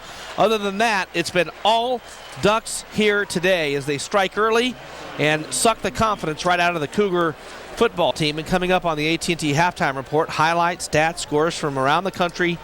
Anthony's going to teach us a little football as well. And we're going to try to catch up with Coach Bellotti here on the sideline. Let's go down to the field. Jay Allen has Coach Bellotti. Jay? All right, Coach, I know it's been a point of emphasis for you. Force turnovers and take advantage of them. You did a great job of that starting the game. Yeah, it was a great start to the game. I thought that we did a tremendous job on defense and special teams getting the turnovers and then take advantage of them on offense and punch it in. We were sleepwalking for about half, the first half of the second quarter, but I was glad to see again we woke up, got another score in there, and played some good defense. How about the way J.Masoli's managing the offense? He's doing a good job. There's some things we need to get better at, but overall I'm pleased with what he's doing. Certainly has got good leadership, and again, we just have to get a little bit more accurate sometimes some of our throws, but he's doing a great job running the ball. Thanks, Coach. Appreciate it. Thank you. All right. Coach Bellotti heads to the locker room, which is a long walk all the way down the far side into the PE building, but it'll be a nice walk because the Ducks have a big lead here at halftime. 35-7 is our score at the break. Halftime coming up.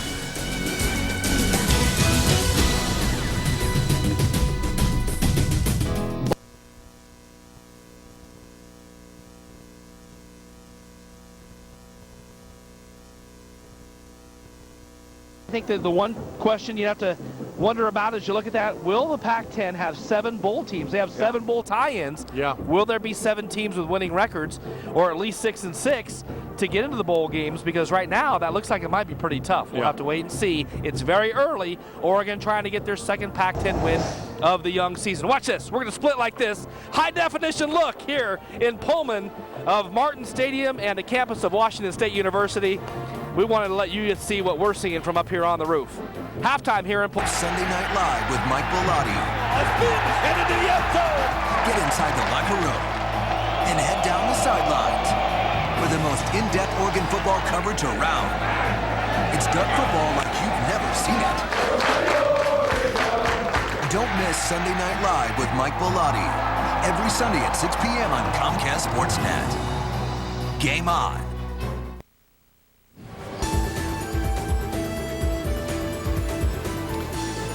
Welcome back, everyone. It's the AT&T Halftime Report from Pullman. Beautiful day here.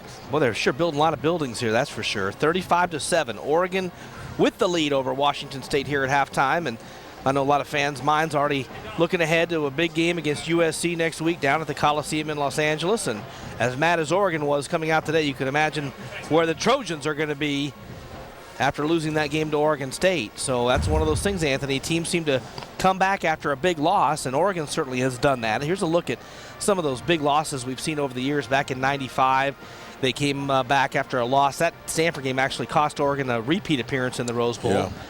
When they lost to Wisconsin, again, that was a game that if Oregon had won, they would have gone to the Rose Bowl because the tiebreaker at the time was different, and they would have wrapped up the Rose Bowl with by the end of the year. 0-2. Big loss to the Trojans in 03. That was a terrible day against Arizona State, but they came right on back. All the way down to 07 when they lost to Cal, a heartbreaker, and came back and blew out Washington State, and they're headed in that direction again. Last year the Cougars didn't put up much of a fight, and so far today here in Pullman they haven't either. You know, that Washington State game, 53-7, it reminds me of this game right now. It could get ugly. Washington State at that time, I don't think it was that bad. This football team, they got some struggles on defense, Joe, at Washington State. Washington State's band here, a homecoming performance again. Boy, a lot of fans have left the stadium and to go out to the tailgate parties and the areas around campus, and Anthony gives us a chance. When there's a homecoming game, the home team gets a little extra time at halftime. It's actually a 22-minute halftime, and so that gives us a chance to go to school with you and learn a little football, and let's get some teaching points here, Anthony. Well, we want to talk about the defensive backs. That's what I played, defensive back. And, you know, Oregon right now is giving Washington State some room to throw the football underneath. They're protecting the long pass. On his first pass, they throw a deep out route. Jarris Byrd is in coverage. It's a long pass, but Jarris Byrd, again, is playing back. He doesn't want to be beat deep on a play. That's okay, because come up and make the tackle. Once he catches the football, you see Jarris Byrd is on the tackle. Here, as you see, W.Thurmond comes out. Now it's a stop route. Stop the tape right here. There's a lot of room right in here. Okay, that's okay. But right now, it's all about closing speed. Can you get there and make the tackle once he catches the football? That was a great job right there by W.Thurmond. Close the gap very quickly. Doesn't get extra yards on the catch. Again, quarterbacks, he's scrambling a little bit. Now you have Thurmond coming around the outside. Now, if you go back and look at that, the thing about that is W.Thurmond, he got there too quick. It's about timing. You have to be able to time the quarterback and get your hand around to knock the ball out. His body got in the way. Jarris Byrd, okay, he's a competitor. He plays close knit. When you get inside the red zone, 20-yard line, here he's making some plays. Nice job by Jarris Byrd. They called the pass interference. I don't know about this one. Now here, if you stop the play right here, look at all the time for him to throw the football. There was a lot of time to throw the football. Now it's hard on the DBs. There's no pass rush. Beats W.Thurmond inside, right there. This game's about inches right there. Look at the inches. Look at that. Right there, he had a chance to knock the football. He did knock it down. Result, touchdown for Anderson. Anderson made a nice play on the ball there as well, not to be distracted, and the Cougars got their one and only touchdown of the game. Doesn't seem too damaging right now, though. Oregon well in command here in Pullman, 35-7, as we are at halftime, and we'll return to Martin Stadium here in the Palouse right after this along the Oregon Sports Network.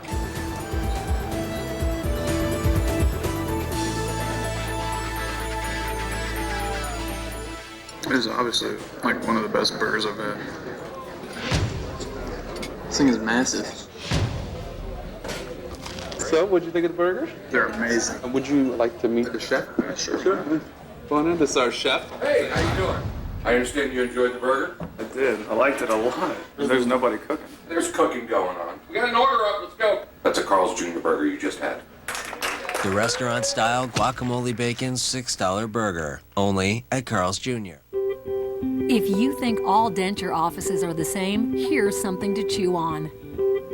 For over 30 years, the most respected denturists in the United States have been right here in Oregon. Natural Dentures has been pioneering new techniques and procedures not available at other offices for years. Give us 30 minutes, and we'll have you smiling again. Visit Natural Dentures in Eugene, Corvallis, Salem, or online at naturaldentures.com. Comfort Solutions, keeping Oregon families comfortable year-round. Together with Rude and a commitment to customer service, Comfort Solutions has earned a reputation as the best in the industry. Take advantage of interest-free financing for 12 months. Working with Energy Trust of Oregon, we offer incentives and energy tax credits to improve the energy efficiency of your home. Save up to 30% on energy costs with home energy solutions from Comfort Solutions. Comfort you can feel. Uncompromising customer service.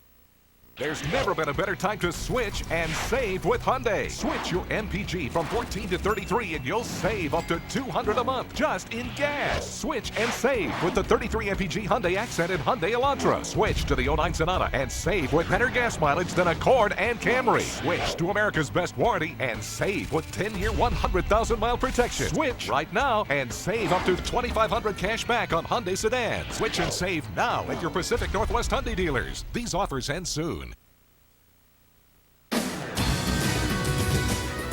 Today's game is brought to you by State Farm. Like a good neighbor, State Farm is there.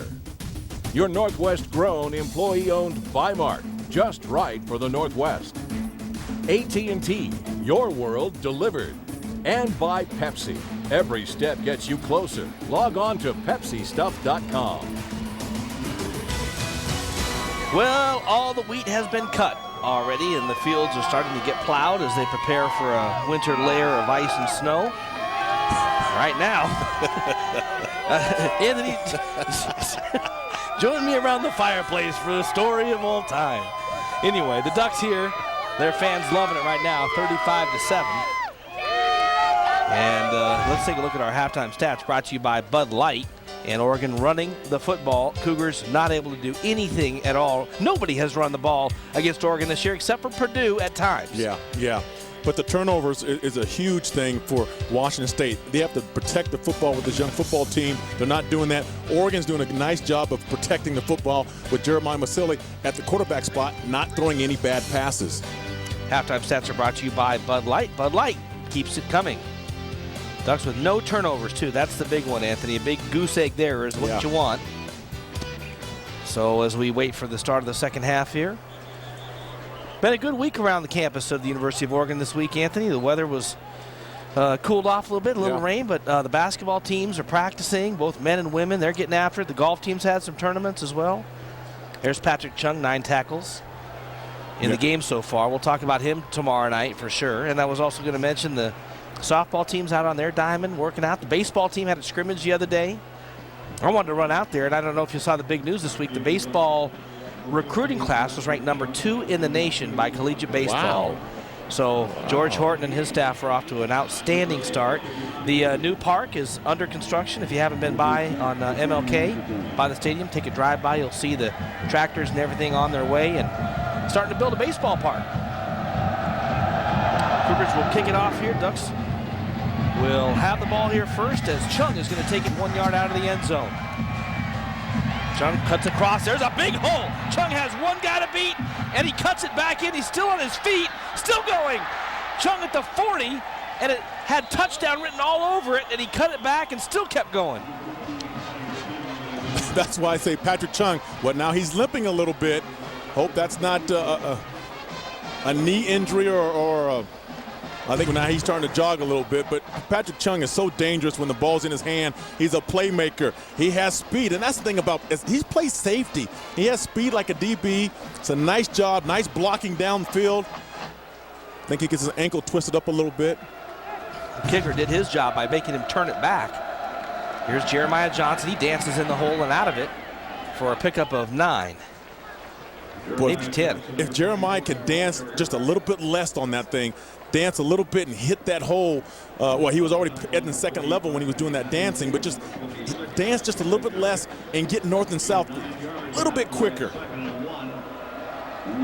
Second down and 1 here from Masoli. Masoli's going to keep it. Now he throws the ball. He was behind the line, so was it, or past the line, it looked like, Anthony, but he threw the ball straight down the field. There's no flag down. And it goes all the way down inside the 10-yard line. Well, yeah, he was behind the line. Well, maybe now the not. flag comes now out. The flag comes out. I mean, talk about a late flag. That's the latest flag of all time. Well, they're going to check this out because I don't know how you throw the flag, 40 seconds after it happens. But how is he throwing it from way over there? Boy, that's just the coaches got him to throw the flag. I'd like to see where that official was. You see him standing there on the far side. He's working his way. His feet just went past the line. He didn't go past the line of scrimmage is right here. Forward pass. The passer was beyond the line when he threw a forward pass. See, here's the line of scrimmage. It's right here. From the spot of the pass, it's right back there. He didn't go past the line of scrimmage. Well, they can review that too. That's a reviewable play, and Oregon might want it to be reviewed. The biggest question, Anthony, is why is the flag thrown after the play is over? Yeah. I mean, either you see it or you don't. That was a bad call. They missed that. He didn't go past the line of scrimmage on that. Now it sets up 3rd and 5 rather than 1st and goal. I'm surprised Oregon didn't want to challenge that, Anthony. They have a challenge. It's just early in the half, but it was a big play. Here comes the blitz. Ducks pick it up. Masoli throws a high one, incomplete. So that play potentially has cost Oregon in a big way. Well, they're going to go for it here. I mean, this was a catchable, not a catchable pass, but he was open for the first down. If we'd have got the ball down for Jason Williams, got to get that ball down so the receivers can catch the football. The other thing about that pass to Jeffrey Mail, I'm not sure he didn't throw it straight down the line and not forwards. Little screen is set up. Williams with a blocker, and now he's got room. Williams to the 10, and they'll go into the end zone. Forget the penalty. Ducks score. Touchdown, Oregon, as they come out and take the opening drive here in the second half into the end zone. Well, Jason Williams is such a big man. I keep saying he's a threat when the ball is in his hands. In the few catches that he does catch, it is hard to tackle him. And right here, there's not a chance with the big stiff arm. A great block, I believe, by Jeffrey Mail to spring Jason Williams into the end zone. Matt Evenson on for the extra point. And it's up and through, and it's 42-7. Oregon with an opening drive here. That's the way you want to start the second half. We'll take a break here in Pullman. Ducks running away with it here in the Palouse. We'll be back with more after this.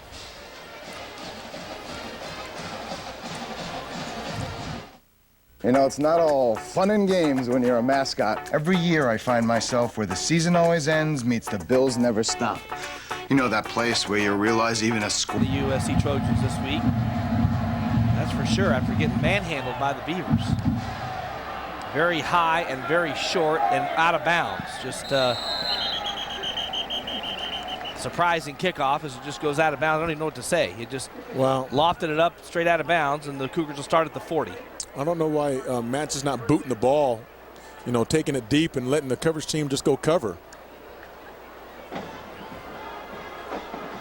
I know Belotti's talking to him right now, trying to figure out what's going on, but I mean, Matt has the leg to boot it. Just go ahead and boot it deep and let your, you know, trust your coverage teams. Let them cover the ball.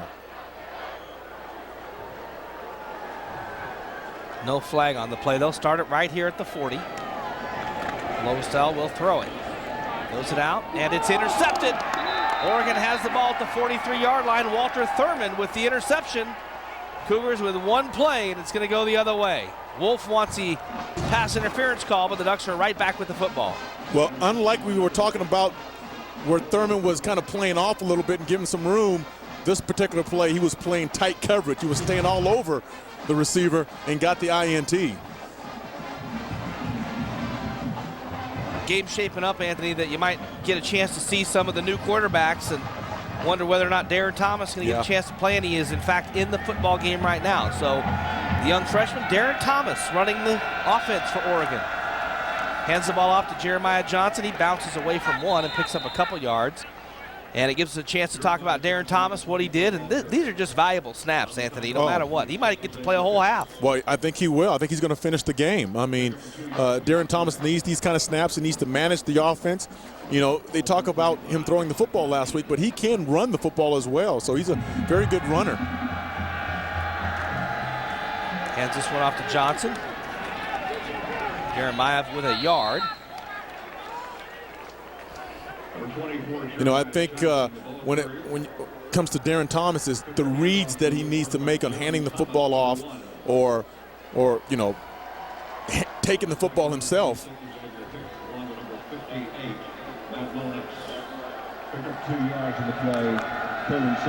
Third down and 7 here for Thomas. Chance to throw the ball. Throws it out to the near side. Ball popped up in the air and falls harmlessly to the turf. Had a receiver there, just got there a little bit late. Did a nice job of standing in the pocket, using his legs to throw the football, stepping into the throw. That was one thing that teams could not do against Dennis Dixon, is like in a situation like that on 3rd and 7, they really couldn't rush 3 guys.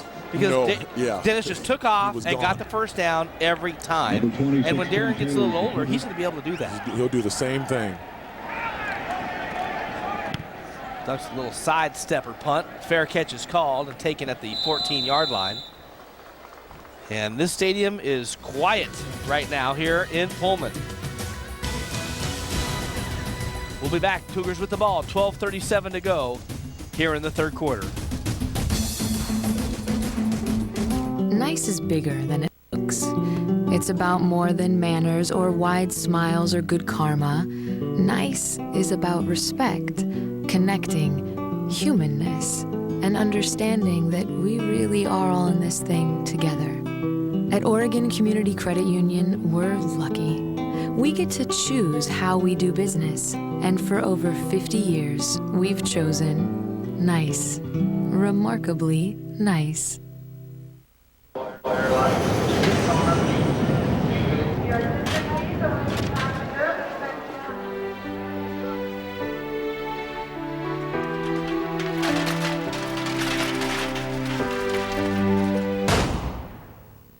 Pepperoni artisan you love is back at Round Table. Right now, enjoy one large pepperoni artisan pizza plus 6 garlic parmesan twists and a 2-liter bottle of Pepsi, all for only $19.99. The Pepperoni Artisan Meal Deal, $19.99 for a limited time at Round Table. Coming next week to Comcast Sportsnet, it's hockey all week long, featuring some of the most memorable NHL games of your former Winterhawk superstars. Andrew Ferentz, Adam Denmarsh, Richard Zednick, and Marian Hossa. Don't miss out on a chance to relive the Winterhawks' 1998 Memorial Cup Championship game. It's Hockey Week, all next week on Comcast Sportsnet. Game on. Welcome back, 42-7. No one said it was going to be easy for the Cougars this year. Off to a really tough start. We've had a mass exodus here at Martin Stadium. A lot of folks have headed for the turnstiles, headed for the Coug. All the campus bars and parties and tailgates, they're already out there. It's time to go and eat dinner for them. It's time. It's 5:30. Just go eat. There's still 12:37 left in the third quarter, and this stadium is probably about half full. Here's Tardy bouncing off one guy. And I would say it's about, except for the end zone where the Oregon fans are, Anthony, where they got 3 full sections down there, and some of the GA seating, and the rest of it's getting pretty thin. You know, if I was a fan, though, and I'm coming to watch my football team, and they're getting beat 42-7, I'm not going to leave. I come to watch football. That's what I want to watch. What else? I mean, correct me if I'm wrong, but we're in Pullman, right? I mean, you can't go surfing. You can't go skiing. What else are you going to do? Go bowling? Well, seriously, what else are you going to do? Why don't you stay and watch a football game? Enjoy a college football game. Yeah. I guess I know what I think they're probably doing. Here comes a blitz. Lobostal over the middle, and the coverage is there. It'll be 3rd down and 9 coming up. Again, Oregon is sending the blitz, but it's a delayed blitz. Looks like just a 3-man rush, and then 2 linebackers and a DB. Look like one linebacker and a DB comes in to rush. Has to get rid of the football faster than he wants. Jarris Bird, another knockdown. He's moving right up that ladder as far as the knockdowns of all time. 3rd down and 9.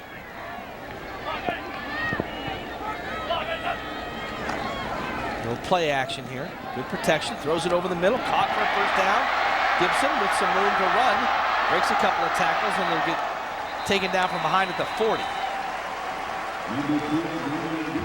Well, Gibson is a gamer. He's a competitor, and I like a young man like this.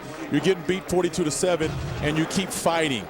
You're doing everything you can to help your football team at least come back. And again, he's not going to go down easily. Looked like Walter Thurmond had a chance to make a play.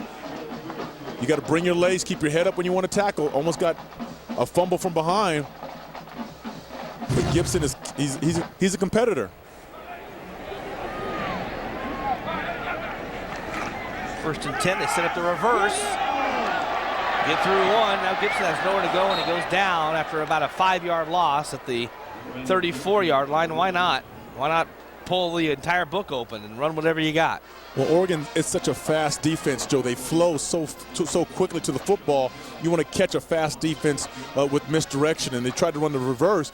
But when you got a really fast team, they can react as well and get over there. He had nowhere to go on that. 7 catches for 84 yards for Brandon Gibson. Moved up to 3rd on the all-time list at Washington State. They've had some great receivers. 2nd down, and we'll call it 15. Again, trying to go a little play action, looking out, and it's intercepted by Walter Thurmond. He might score this time. Gets a block. Thurmond trying to go down the sideline to the 20 and out of bounds at the 14. Let's see where they mark it. and mark it all the way back at the 17-yard line. Walter Thurmond, his second interception of the game. Walter Thurmond has those long arms. He does a great job of reading the quarterback, and when the ball is around him, he's going to catch it. Look like they're playing cover 2 defense, meaning that the safety is over the top and the corners are underneath, and Walter Thurmond does a great job of sinking as a corner. You keep sinking, and all of a sudden you'll know that the receiver's right behind you. You can get up and get the interception just like he did. Darren Thomas at quarterback. He's going to keep it and run it up the middle. Thomas, fast. Inside the 10 to the 9-yard line. He is fast, Anthony. Yeah, he can run. And, you know, he told people before the game, you saw me throw the football. You haven't seen me run yet. So look at how with the lights on and the nice day, how those reflect. We haven't really had a chance to see how those reflect. It looks like little light bulbs in the uniform there. Movement on the offensive line. And then the name, a lot of people say, well, sometimes hard to see. But prior to the snap, false start. Number 71 on the offense, 5-yard penalty, second down. You know, I'm surprised to see Jeremiah Johnson still in the game. Yeah, look at it. Looks like a light bulb. There's lights in there. Lighting them up, huh? That's what they're supposed to do. That's the whole idea. These uniforms never look the same in the light, ever. Yeah. You know, depending on the sun and the lights, much less all the different color combinations. Second down and 7 for Darren Thomas. He's going to keep it again. He's got a lot of room to run. He gets away. Oh, he just gets tripped up. Thought he was going to get away. He takes it down to the 10-yard line. Pac-10 looking for a win against the Mountain West Conference. It's been tough going so far. And California was taking on Colorado today, and they're going to get that win. 28-0 in the third. So the Pac-10 on the board against the Mountain West. And a tough little go for the conference. And another one today is Fresno State beat UCLA, and the Bruins are just in real trouble right now. Here's Thomas looking to the end zone, floats it up there, fighting for the ball. I thought he almost came up with it. It's going to be a flag. It'll be a pass interference. Drew Davis is trying to get the ball. Drew Davis is in the game. Some young receivers are in the game.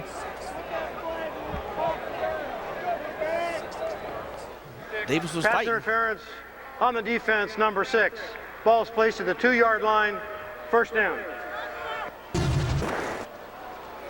A nice ball he threw. It's a nice ball. The ball, that was no doubt pass interference, but you want the ball up in the air so the receiver can get up to the highest point and get the football. The receiver, the DB's looking at the receiver. At the 3, here's Thomas. Hands it off to Johnson. He is across the goal line and in for the touchdown. Now it's getting ridiculous. 9:09 in the third, and it's 48-7. Well, now we'll see a lot of youngsters for Oregon get in the ball game and get some playing time. Now, I was kind of surprised to see Jeremiah Johnson still in the game at this point, but you know, you want to get your running back some reps. I mean, you got to get him in the game and let him run the football. Evenson on for the extra point, which is good.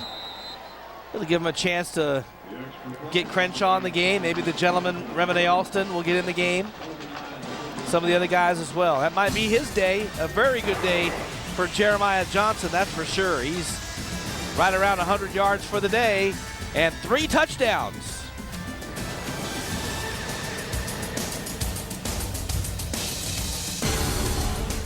Bi-Mart's here to help you get geared up for terrific hunting and camping. Update your gear and find rifles and shotguns by Remington and the best scopes by Loophole. Bi-Mart has competitive prices on great quality camo gear and the name brand ammunition you trust. Find the best deals on Wenzel sleeping bags in a variety of weights and sizes. Make your trip easier with terrific values on Coleman lanterns and Igloo coolers. You'll find it all at Bi-Mart, and all at prices that make your dollar go farther. Great hunting and camping starts with great gear at Bi-Mart, just right for the North.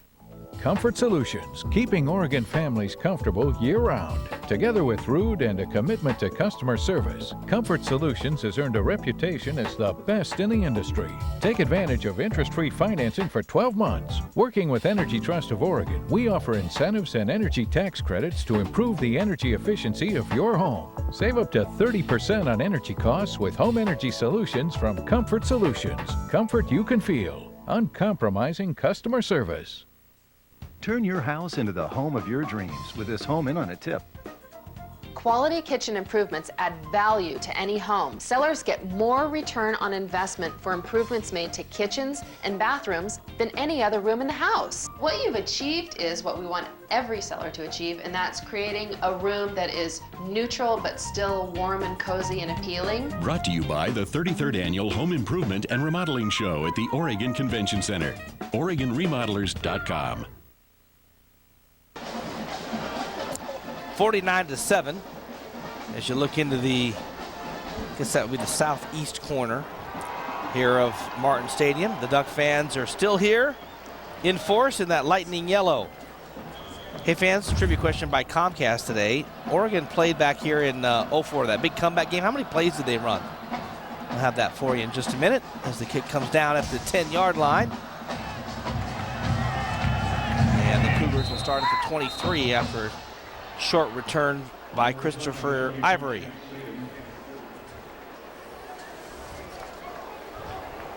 Here's that Comcast trivia question again. In 04, remember the Ducks were down big and they came back. Just as an idea, I'm going to look at the stat monitor right now. Oregon has run 43 plays in this game so far. We've got 9:03 to go in the third. So how many plays in that game in 04? To give people a kind of a hint, offense usually average about 70 plays a game for offense or the defense. Lobestall throws. Jarris Bird comes up and lays a big hit on Brandon Gibson, who's having a pretty good day. He's got 8 catches for 85 yards.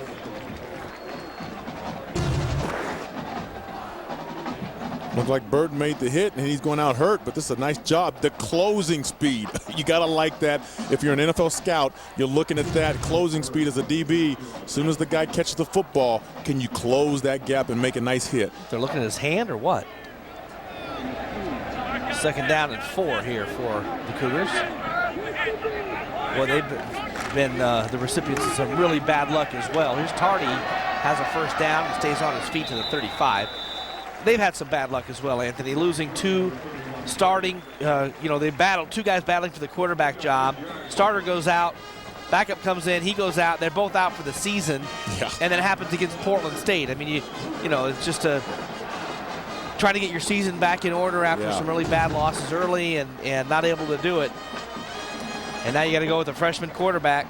But they've been overwhelmed, I think, by Oregon's running game today. That's really been what it is. And on the line of scrimmage, it's really not even close. No, the running game, the offensive line, the game's won in the trenches, and the offensive line of Oregon is just running the football at will.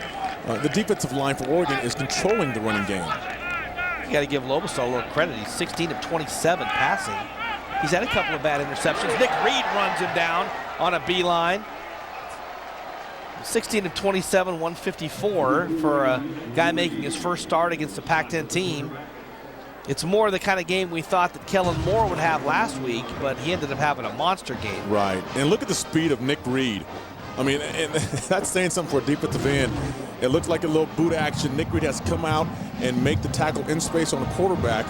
I mean, he's running faster than the quarterback. I mean, he's got some great speed as a defensive end. See the rushing yards, Cougars at 13. This game can't get over fast enough for him. Second down and very long as Lobestall's going to throw a little delayed blitz coming. He throws it. Man is open. The catch is made. Gain of about 11 to the original line of scrimmage. Catch is made by Joshua Anderson. Lobestall does a nice job, in the pocket, and then sometimes he has to avoid the rush. He has a strong arm. He can get the ball down the field, and Joshua Anderson is not a small receiver, good-sized receiver to go up and make that play. But, when you watch this young man play, he's the future, I think, of this football team. He's going to be a pretty good quarterback. Third down, 11. And that's Gibson in motion. Inside screen and just nothing there, and they'll have to punt the football. And that may be the last time today we see some of those starters on the Oregon defense. Walter Thurmond, Nick Reed, great game that Nick Reed played. Patrick Chung played a great game today. Right. Jarrisburg coming off as well. Well, you know, we call the D-boys, and you talk about the DBs for Oregon. You need to add T.J. Ward into that mix. They played a very good football game today. I mean, they got after it just right there on that last play. It was a screen to Gibson, and Bird, he knew what was coming. Aaron Pflugrad back to receive the punt. It's very high. Calls for the fair catch and takes it at the 29-yard line. Looking up into the sun. Back to that trivia question brought to you by Comcast. 04, how many plays did the Ducks run that day? And what a day that was. Boy, they were down big. Remember that, Anthony? Stormed it back. Yeah. 102, it's the record. It's a lot of plays. 102 plays, and I don't know if you remember it. You go back and think Kellen Clemens, it's really his coming out party. Remember the good year the next year, but this was one of those times you thought, okay, this team can probably be pretty darn good. It showed what Kellen can do. It showed that Kellen's a gamer, he's a tough football player, and that's why he's playing in the NFL today. Harper's the quarterback now, so Chris Harper comes in. See if he can't regain a little bit of confidence after last week's action. He hands the ball off to LeGarrette Blount, who has a full head of steam coming to the near side. Takes it across the 40-yard line. Well, you would like to see Harper throw the football, but no need to throw the football. I mean, you're winning 49-7. It's just going to be handoff after handoff after handoff. But at the same time, he still needs some work in the pocket throwing the ball in game situations. I don't think he's going to get that here with the score being what it is. Checking out the field to see what other running backs are available right now. I definitely see the gentleman, R.Alston down there. Here's Blount, still on his feet, across the 50.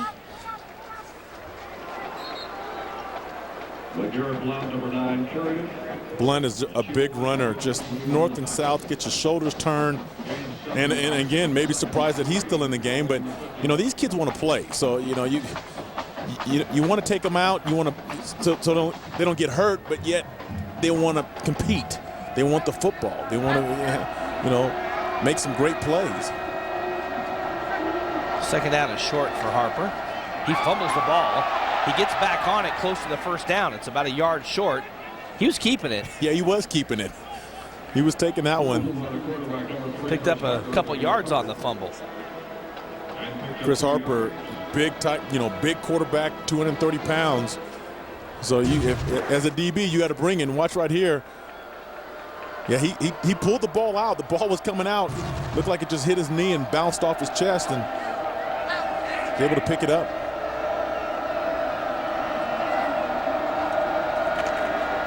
They'll give it to Blount. He has the first down across the 45 to the 44-yard line with 3:56 and counting here in the still third quarter. Third quarter, the longest third quarter known to man for anybody wearing red today.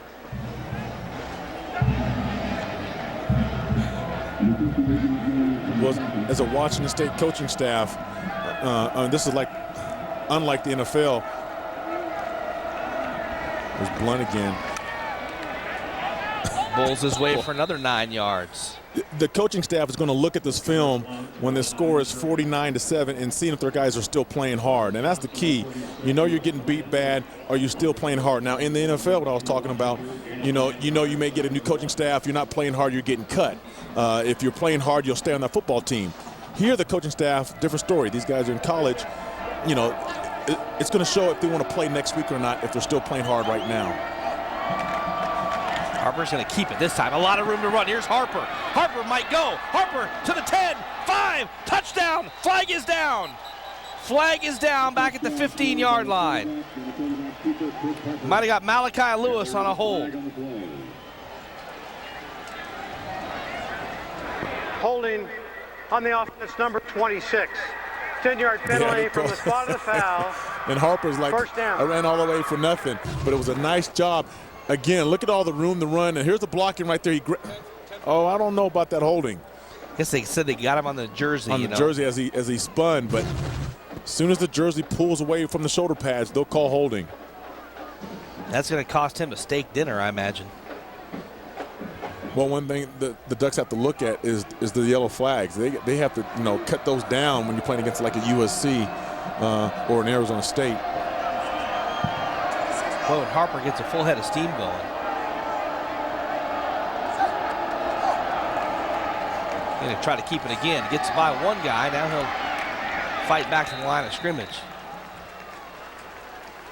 Harper was trying to be the hero on that play, and again he's a little tired from that long run. Go ahead and hand it to your running back and let him do his job.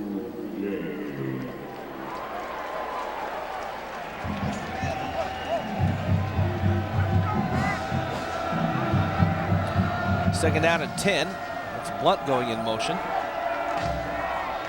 Design run. Got a lot of blockers for Harper. He runs into a couple of Cougar tacklers. No gain. 3rd and 10. It's got to work on looking at the hole, finding the hole, and then shooting up in that hole. These quarterbacks, they tend to run to the sideline. There's no goal at the sideline. It's north and south. You got to get north and south. Go ahead and shoot up in that gap and take what the defense is going to give you. 3rd and 10. Good opportunity here for Harper to actually throw a ball.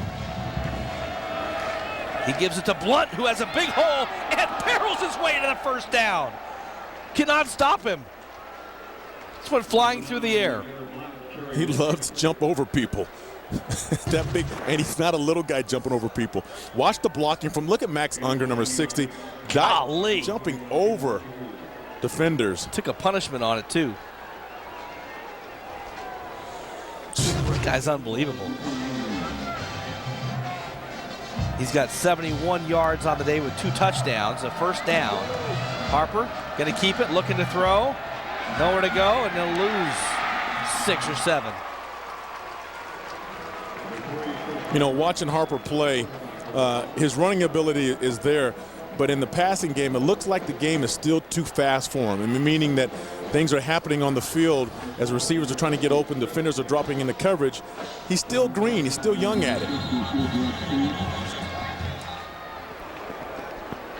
Flag on the play. I think the Cougars came across. See if the Ducks drew him or not.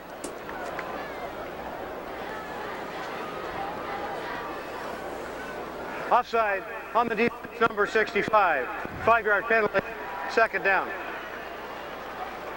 Very special welcome to those of you watching today on the Ozone around the world, and a very, very special welcome and a big hearty thank you to those of you serving our country across the world, around the world, whether you're stationed in Germany. I know we have some viewers in Germany and around the world, especially those of you in Iraq and Afghanistan, as Blount takes it inside the 5. But I know that with the group from Eugene and from Portland, the National Guard, the Oregon National Guard stationed in Iraq, this is one way for them to keep in touch with home. And boy, technology sure is great. They can actually watch these games live on the Ozone, and we know we have several of the soldiers doing that. So we just want to send out a shout out to you. We appreciate you and can't wait to see you at home here in the near future. And you're watching your Ducks today with a big win over Washington State. It's just a matter of how much it's going to be, Anthony. Here's Blount, and he falls across for the touchdown. He's got 3 touchdowns to go along with Jeremiah Johnson's 3 touchdowns. Is that why they're still staying in the game? Who can get the most touchdowns between the running backs? And when I'm scanning the sidelines, and Joe, I don't see Remine Austin or Andre Crenshaw down there. Right down there. I saw Crenshaw was in this drive a little earlier on some of those Harper plays that he ran, and then I did see the gentleman down there a little while ago, number 5. So they're there. They're there. I imagine we'll get to see him in the 3rd quarter.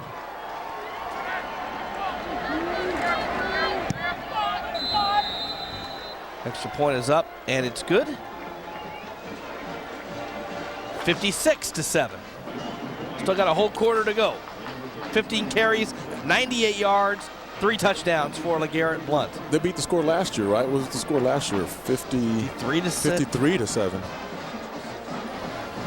Well, they wanted LeGarrette to finish it off with the touchdown, and watch him just take about 3 Washington State defenders. He's off balance too, and he's still running. Just a load. Even you got the good linebacker Greg Trent tries to hold him back, and he can't keep him out of the end zone.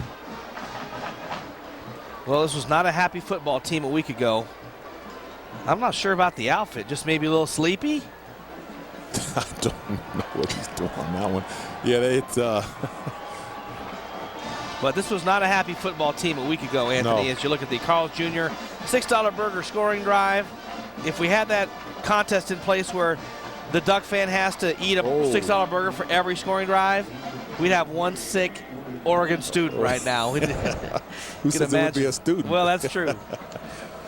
Fans of Spirit Teas are available at the Duck shops, also at GoDucks.com. Live Green Yellow.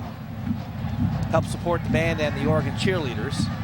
That even sends another kickoff out there, and it gets returned out to the 36-yard line by Chance State. Number 22, Chance State carries the ball. We still have 35 seconds left in the third quarter. Third quarter. I was sitting here thinking about the fourth quarter and trying to line up what we're going to talk about in the fourth quarter. I was thinking about USC and the Pac-10 and all kinds of things related to college football. And also there's a lot of young defensive players in the football game that this is the future right here. And this is the time for these young guys to shine here. Lopesdale up under center. Play action fake out to Gibson, who's having a nice day. Puts on a little move and then gets hit. But a nice gain of 12 for Gibson, who has 10 catches for 103 yards on the day. Gibson is the type of player that he can hurt you on anywhere on the field. I don't know if he's going to take it all the way for 6. He doesn't have blazing speed, and that's what may hurt him going to the next level. But again, he's a big receiver that can use him inside between the hash marks. First and 10 for the Cougars. Tardy dances out of the hole. They just, again, not much there in the running game. Pick up a couple of yards. Rushing yards today, 23 carries for 14 yards in 3 quarters of football. 15 minutes to go. Can it be running clock? Cougars are getting drilled today by the Ducks. 56-7 is our score after 3.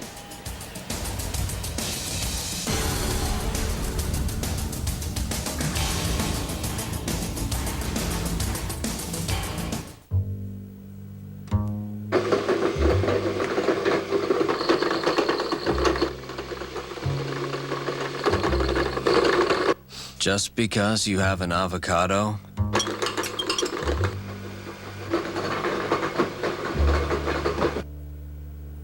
doesn't mean you have guacamole.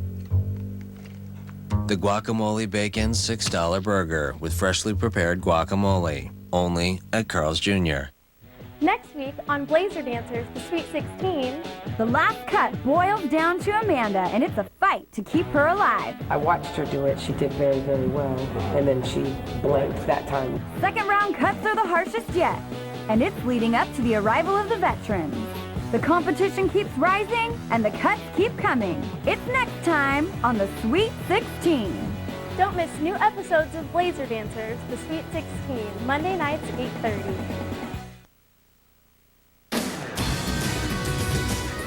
Today's game is brought to you by endless refreshment from start to finish. Bud Light keeps it coming. Carl's Jr., home of the new prime rib $6 burger. Your Northwest Dodge dealers, Grab Life, Dodge. And by Oregon Community Credit Union. Nice, remarkably nice. Well, there's LeGarrette Blount with 3 touchdowns on the day. Taking a bow, and Jeremiah Johnson as well. Oh, it's a double bow. Not a bad day for those 2 young guys, so it'll be a nice trip home for Johnson and LeGarrette Blount as the sun goes down over the hills here in Pullman. 56-7 is our score. Oregon with a dominating win, and we talked about it in the postgame show last week, Anthony, how, you know, really they were embarrassed last week in losing that game to Boise State, and you had a feeling they were going to come out and take it out on the Cougars, and they absolutely have. Well, you know, I talked to some of the young football players before the game, and they said they were angry, and they're upset, and they're looking for redemption. Last year, 53-7. Yeah, 53-7 last year. Wow. So they took it out on the Cougars, but you're watching the football game, you see who has the better athletes, the better football team, and that's why the score is 56-7. Ducks trying to get everybody in the game now. Here's Lobostal, sets up the screen. And the Cougars with a few blockers out there, but nice hit. And into Oregon territory right at the 48-yard line. So 3rd and 7 coming up. That was a nice hit by Casey Matthews. Watch Casey come out and bring the boom. You got to wrap up, but that's how you bring it, right in front of your sideline. That's how you get your sideline hyped up. You have a nice hit in front of your sideline. James Lewis is in the game as well, a freshman. Lots of new numbers and new names out there on the field right now. I see Rashawn Harris. He seems to be the only starter still in the game. Throwing down the field, and a catch is made. The ball comes out. Now it's incomplete. Boy, I sure thought that Frischnecht had it, but he couldn't hold on to it. Well, and it looked like Casey Matthews was confused or trying to tell, might have been Showalter, who had the tight end. Somebody had the tight end, and Casey Matthews just came down. No, that's not Casey Matthews. I think that's Showalter who made that play. It's a nice job by the linebacker coming back, knowing that, oh, my guy's going downfield. I got to go make a play. Riley Showalter. Cougars will punt it. Pflugrad is back deep. This is a wobbler and a short one. Pflugrad waves the fair catch and takes it at the 15-yard line. And some good, valuable experience time here for either Thomas or Harper, whoever they want to go with. Yeah, I think Thomas may be done. You keep Harper in the game and let him maybe try to get a couple of passes. But then again, you don't want to rub it in. You know, you want to run the football, run the clock down. Flag on the play.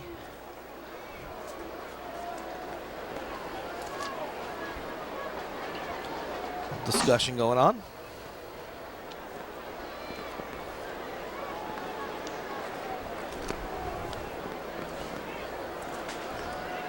Maybe have both quarterbacks in the game. They've tried to do that earlier. Maybe give USC something to think about as well. No doubt. I mean, you know, both can throw the football. Both can run the football. Both can probably catch the football. Face mask on the Cougars. That's an automatic 15 with the new rule this year.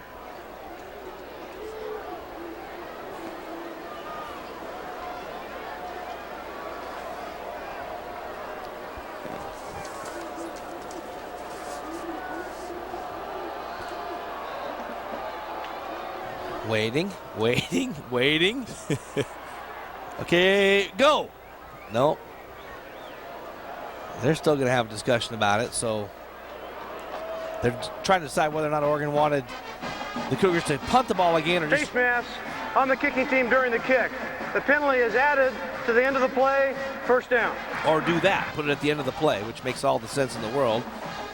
There's Thomas on your left and Harper on your right, and they're both in the game on the field right now. So let's see what the Ducks do. You see Harper has 2 gloves on now, too. So will it be Thomas pass to Harper? Harper is out in the slot, which he has a lot of great potential at that position as well. Here's Thomas, going to keep the ball and run it. A lot of room, and he twists down after a gain of 6. Looked like he had a chance to make something big happen. Well, you got to be careful with that. These linebackers out here on the, you know, it's not high school. These guys can fly around. They're very quick. Harper moves into the slot on the near side now. Thomas behind center. He's going to keep it, looking to throw. Now he's going to run it. Picks up a couple of yards. It's a nice defense by Washington State. They knew that it looked like Oregon was going to throw a little bubble screen, and somebody was on Chris Harper, who was standing there waiting for the football. On the tackle, number 92, along with number 19, Mike Grace. 3rd down and 3. Remine Alston is the tailback, the gentleman. That's his nickname that we're going to give him. He goes out into the flat. Thomas throws it long across the field and incomplete, but here comes a flag for a pass interference call. Well, yeah, that was a bad pass interference because he held Drew Davis the whole way, and I mean he knows it too. It wasn't even close. And officials don't want to throw that because it's 56-7, but you have to go that Pass way. interference on the defense, number 39. The penalty's at the spot of the foul. Automatic first down. It's like in basketball when you might as well just you just raise your hand. My bad. That's one he's raising his hand because he knew he held Drew Davis. I mean, pulled his jersey out of his pants. Cougars have done a lot wrong here today. They turned the ball over twice to start the game, and that really gave Oregon a great lift. It sucked any confidence right away. Here's Thomas to throw. Looking out over the middle, throws it too far. He had Drew Davis breaking free. Had him there, just threw it too far. Yeah, he had Drew Davis. And thing about Darren Thomas, he'll stand in the pocket. He can feel the pressure, and you see him right here from the backside. He feels the pressure, front side. He pulls up. Had a chance to hit Drew Davis. Drew Davis had his guy beat. 2nd down and 10. They give the ball off to Andre Crenshaw. Crenshaw spins forward for 9 yards. His first carry of the day. I like Crenshaw. I really like Crenshaw. I mean, he runs like a Jeremiah Johnson. Not as big, not as strong, but he gets in the open field and he has some nice moves. He's always moving north and south. 3rd down and 1.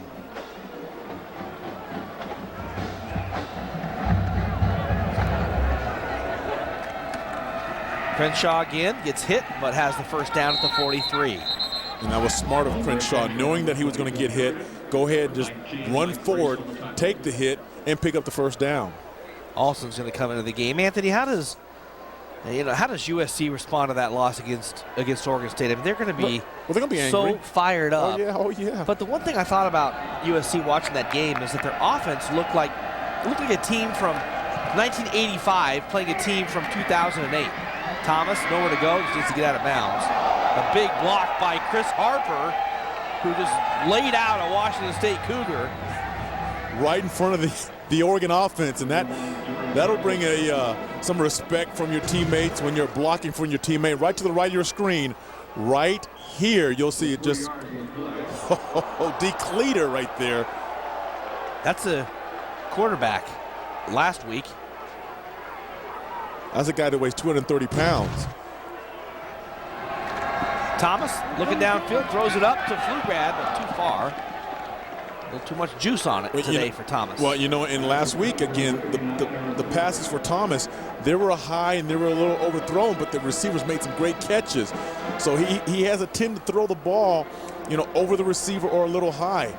Right now, we're seeing that. I mean, he has the receivers. The receivers that have the DBs beat. The ball's thrown just 2 or 3 yards in front of him. Can't make a play. 3rd and 13.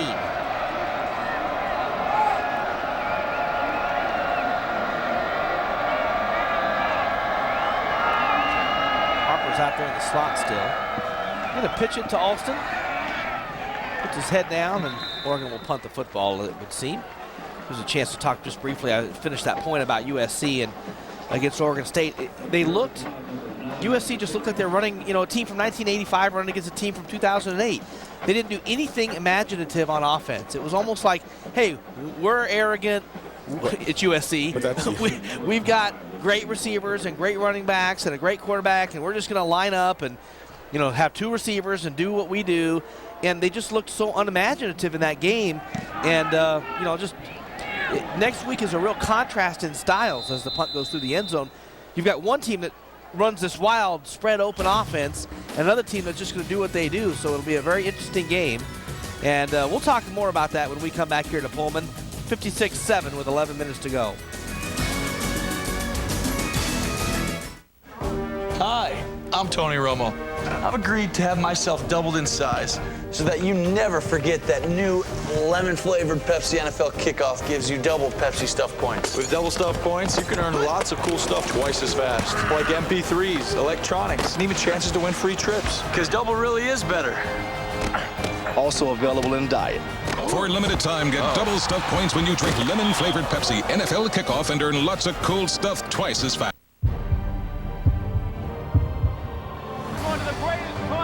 In one of the greatest seasons in Oregon State football history. Turns, throws, batted down, and the USC streak is over at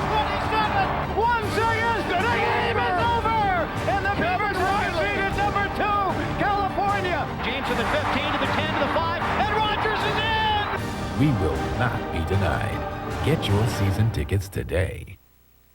Announcing one huge deal on Ford F-Series. Over $10,500 in total savings off a loaded F-150. Now purchase an F-150 XLT Super Cab 4x4 for just under $24,200. That's right, over $10,500 in total savings on the #1 truck for 31 years. One huge deal. Ends September 30th. Go to CompareFord.com, then visit your Northwest Ford stores today.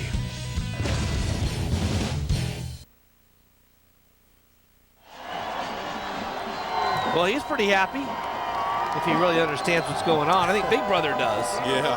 56-7. That's just a look of bewilderment. Like, when's Halloween get here? I like the outfit, though. Good looking outfit. 56-7. Time now for the AT&T Sounds of the Game, brought to you by AT&T. We'll bring that up for you here after this play.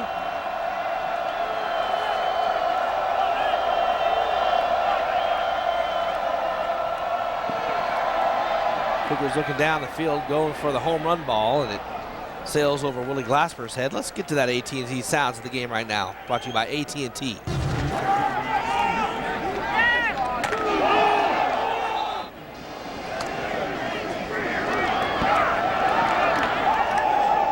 you on campus. You can visit our new branch in the club today, and while you're there, be sure to ask how you can show your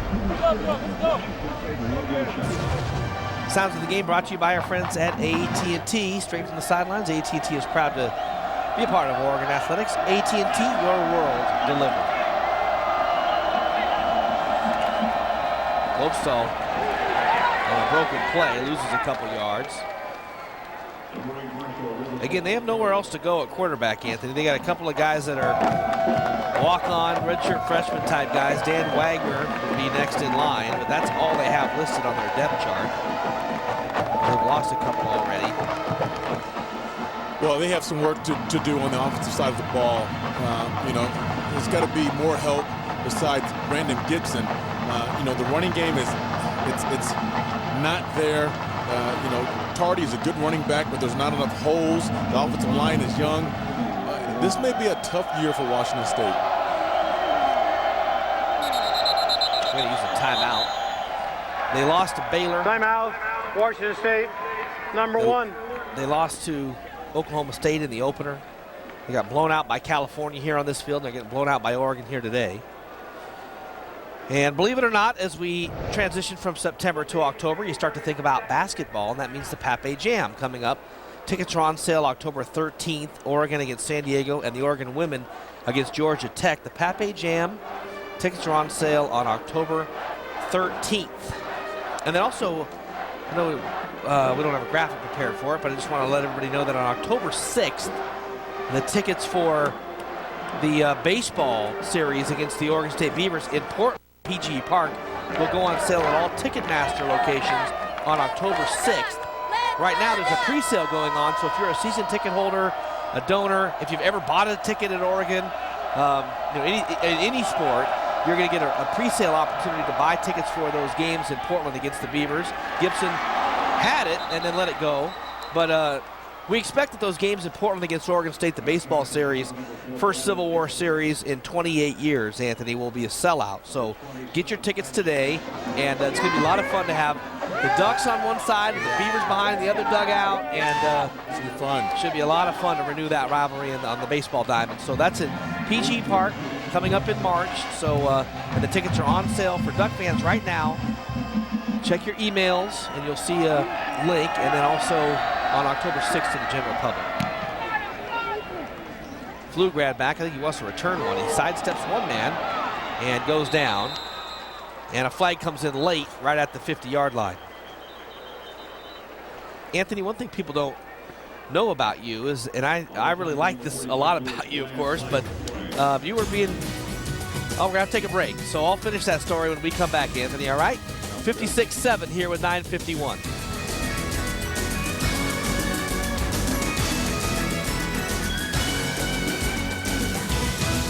What do you think I should pay for my deductible? Do you think like $250, $500? Hi, what do you think? $500, $250? Collision, comprehensive? I don't even know what it means. Do you even know what that means? Number 39. Is $1,000 $1,000 deductible too high? Number 40. Hi. Maybe you can help me. You know that place where lots of questions means nobody seems to know? I'm so there. You like answers? Get advice and savings from a State Farm agent. Call, click, or visit and switch. I asked my State Farm agent. Like a good neighbor, State Farm is there. What can $5 buy you for dinner? Announcing the $5 platter after 5 p.m. every day at Taco Del Mar. Get a great deal on a complete meal. Now just $5 after 5 every day at Taco Del Mar. Brakes. The most important system in your car. If you're experiencing symptoms of worn brakes, noise or grinding, pulsation, brake grab, or if your brake pedal needs excessive pressure, come into Les Schwab for a free brake inspection. If your brakes need service, we do it right, we do it complete. Repairing, resurfacing, replacing, and adjusting. All backed by our full parts and labor guarantee. Les Schwab Brake Service. If we can't guarantee it, we won't sell it. What can $5 buy you for dinner? Announcing the $5 platter after 5 p.m. every day at Taco Del Mar. Get a great deal on a complete meal. Now just $5 after 5 every day at Taco Del Mar. And welcome back, everyone. 56-7 here, Oregon with the lead. 9:51 to go. Anthony, before we went to the break, you know, you were recruited heavily by Arizona State, and they, of course, had a great baseball tradition. And you were a great baseball player in high school. Matter of fact, people that I've talked to said that you could have been a Major League Baseball player in addition to being, an NFL player. You had to pick one or the other, and you decided on football here as Oregon runs the ball on first down to Alston up the middle. Alston still on his feet. Alston could go. Alston to the 30 and down at the 20-yard line. Big run by the gentleman, Remine Alston. So you went to Arizona State. You had a recruiting trip, baseball, football, could have been both. But on the way home, something was tugging at you, wasn't it? Yeah, it was tugging at me that I wanted to play close to home. I wanted to be a kid from the state of Oregon, to stay in the state of Oregon. Even though Oregon didn't have a baseball team, I want to be a part of this football program. Thomas fumbles and jumps on it. And I played baseball, Joe, to be honest. I want everybody to know I played baseball to pass the time because I was waiting for football season to come around. But baseball was fun for me. It was a natural sport that I played. I wasn't a big hitter. I didn't hit home runs. I was a base hitter. I stole the bases, get on first base, played in center field, and had a good time. Alston outside with a lot of room to run. Alston to the 10. Remine gets tripped up at the 7. Remine's trying to get it in the end zone so bad. He wants it. He wants this touchdown. It's a nice job by number 5. And I see that, Washington State has some backup guys in there as well, but Remine's off to the races right here, trying to get to the end zone, trying to get outside. Just not enough speed to get to that pay dirt. First and goal at the 7-yard line now. Thomas going to keep it. He cuts it back and he walks into the end zone. Darren Thomas with the touchdown. Join the party, young man. Darren Thomas been waiting not to throw the football for a touchdown, to run the football for a touchdown. And he had a nice little cutback to get in the end zone. Going back to baseball, and I'm so happy that baseball is here. And as you see Darren Thomas, the cutback right there, the running ability of him, and then there's the Oregon fans all happy for what their Ducks are doing. But Joe, the baseball is so exciting. I can't wait to take my kids to watch some Oregon baseball. It'll be fun to have you at the games at PG Park against the Beavers. Yeah, we'll be there. Well, there's a look from the stands. Oregon is dominating 63-7, 8:43 to go. Hope you're having a nice day, everybody, back in Oregon. This, I'm sure, makes it a little bit better.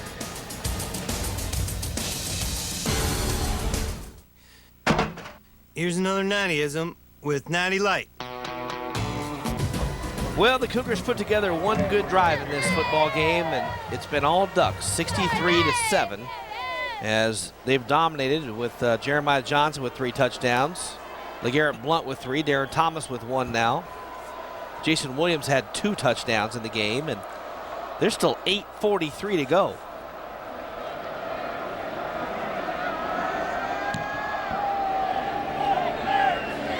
Comes down a couple yards deep in the end zone. Staten's going to bring it out.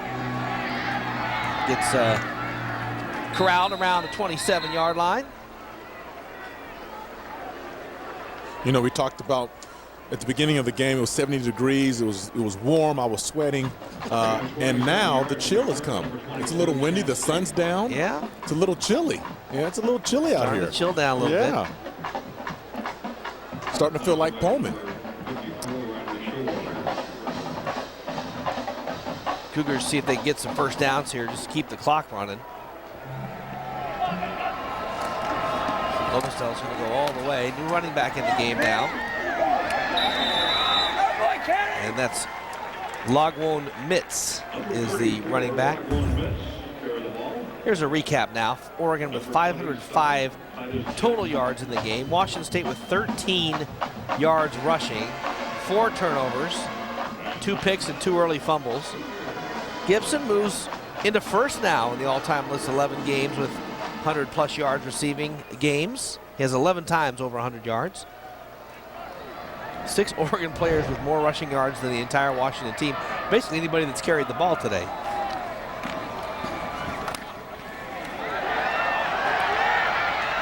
First down for the Cougars across the 30. That'll affect those rushing yard stats. That might change those stats right there.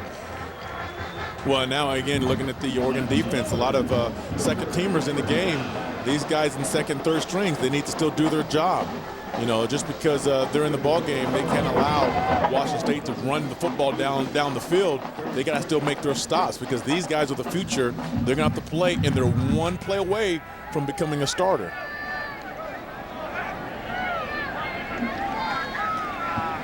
Good play action. Lobstall going down the field, looking for the home run ball. Incomplete, no flag. They could have thrown one on that one. Yeah, Anthony. they sure could have. I think that was a pass interference that should have been thrown.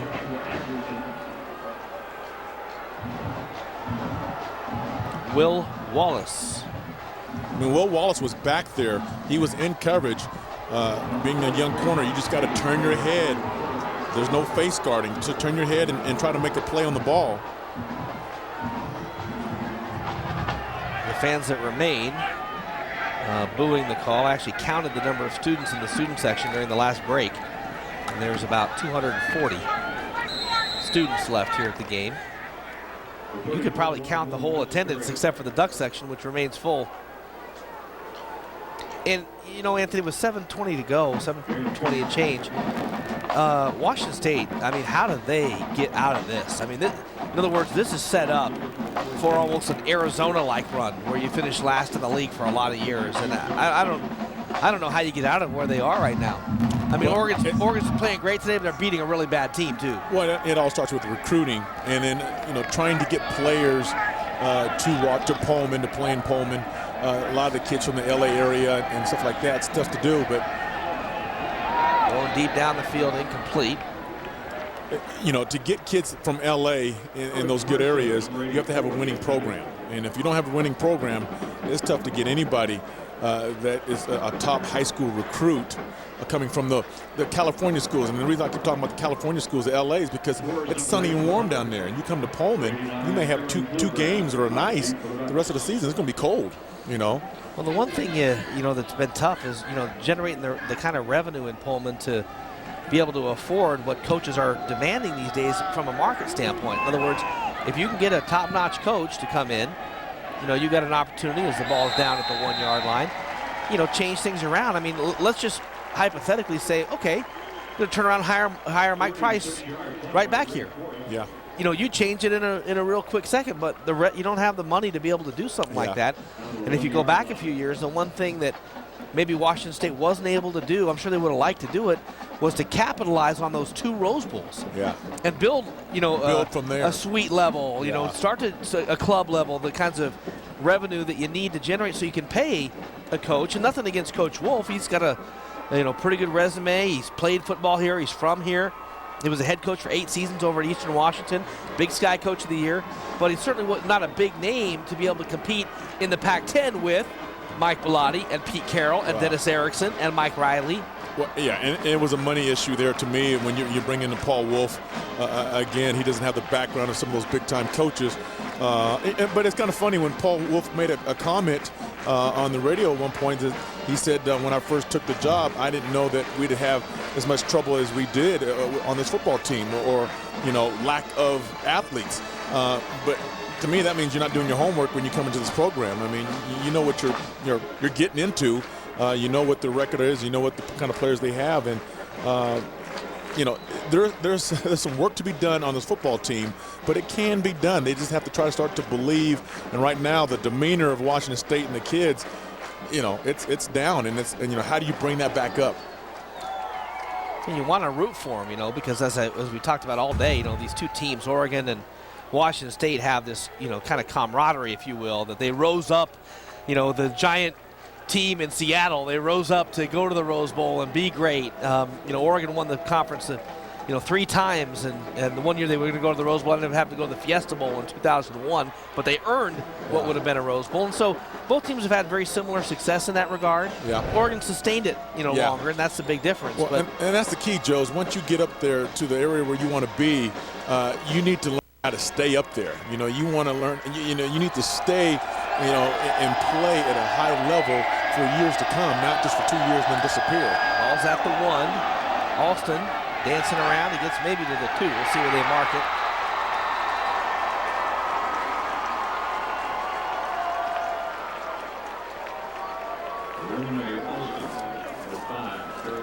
I look at their schedule and I think, how are they going to, how or where are they going to win again?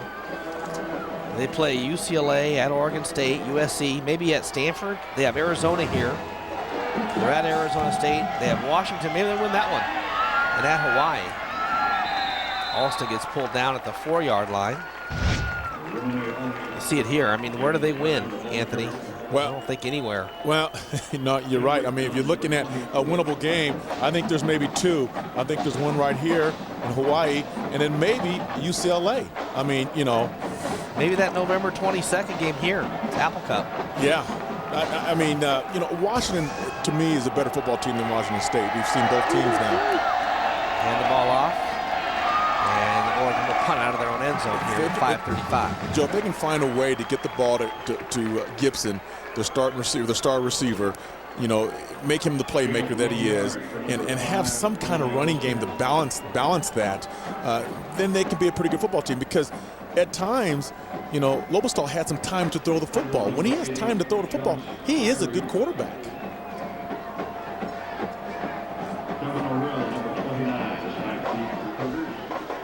He brought his lunch pail today.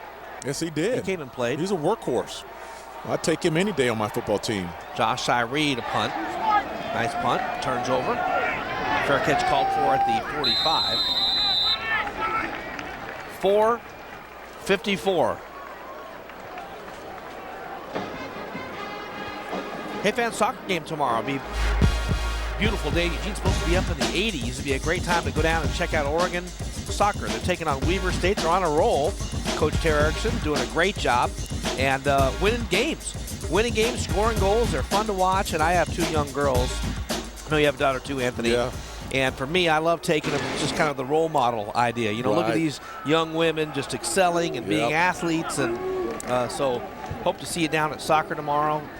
Beautiful day, nice time to sit out in the sun and watch some duck soccer against Weaver State. We'll see you at Pape Field for that one.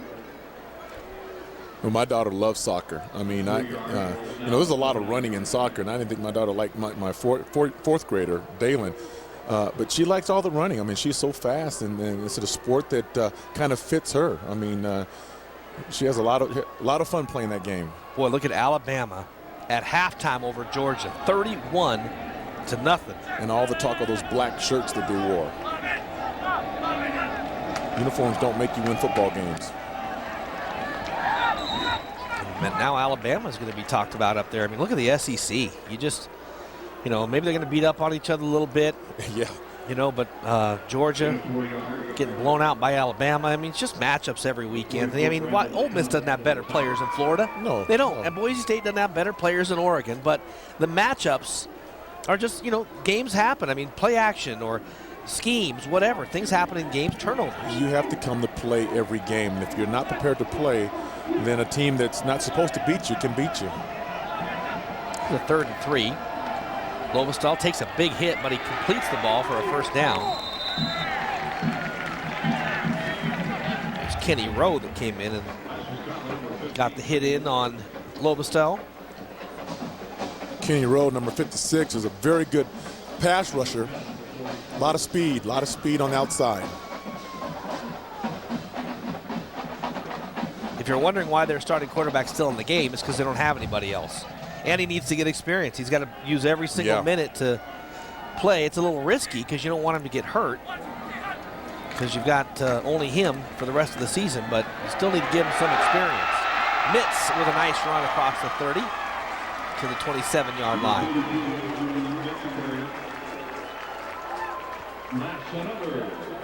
It's a nice job by Mitz, running the football, running strong, and that's what you want to see in a football team. You're getting beat pretty bad, but he's still working hard. Look at those legs. Look at those feet. Quick feet. Just taking out at the legs right there, but it's a nice job of running the football hard, picking up positive yards, working towards getting on the scoreboard.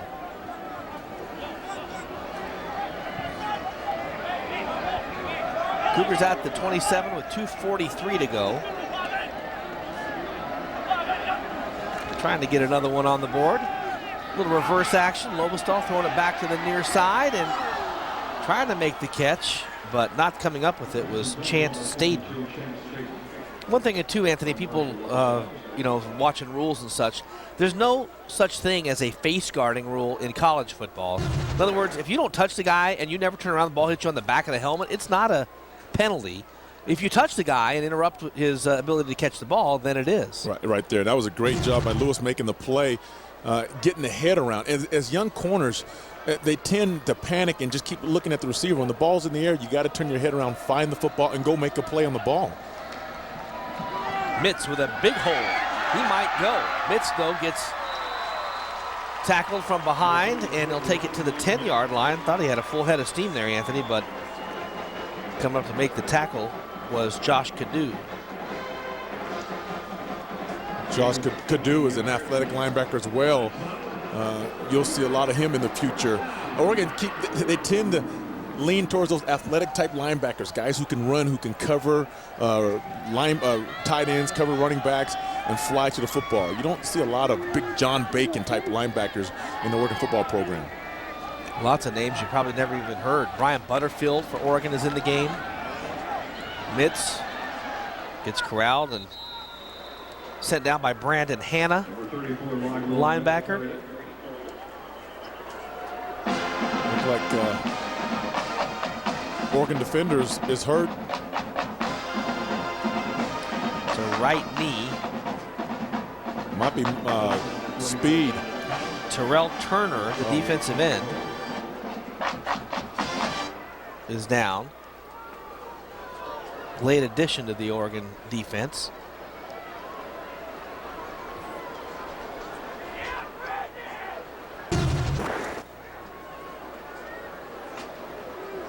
See if we can find out anything here on this play. Oh, gets cut. If you're to the right of the screen, you missed it. Looked like someone got into his legs. And that's why they try to teach defensive linemen and linebackers, protect your legs with your hands. Stay low, put your hands in front of you. You see, they tried to turn his foot up, and he went into a lot of pain when they tried to do that. Now the thing about it is he doesn't protect his legs, and you have to protect your legs.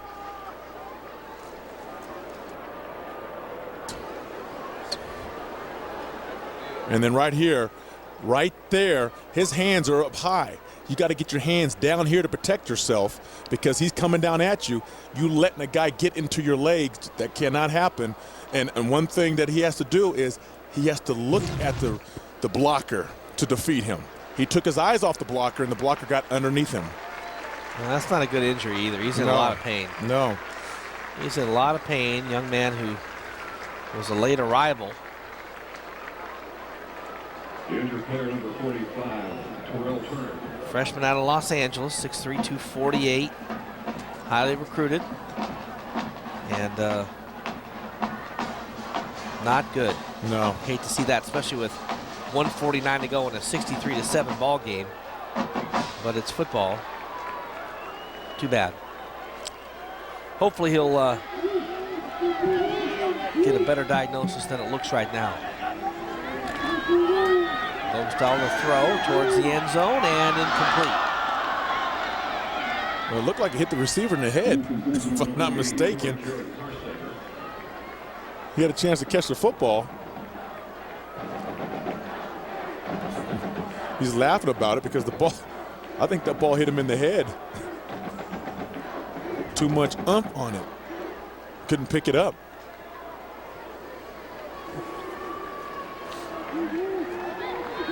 Ducks with 21 in the first quarter, 14 in the second, 21 in the third, and 7 here in the fourth. For a 63-7 domination.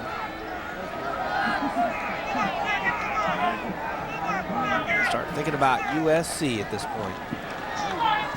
Going towards the end zone, Glasper pushed in, but no call. That could have been another call. That could have been a penalty. Yeah, that ball was in the air, and Glasper just put it on him. Drove him out of bounds, and that was past the 5-yard mark. That should have been a pass interference. Way to be physical as a corner, though. You want to be physical with the receivers.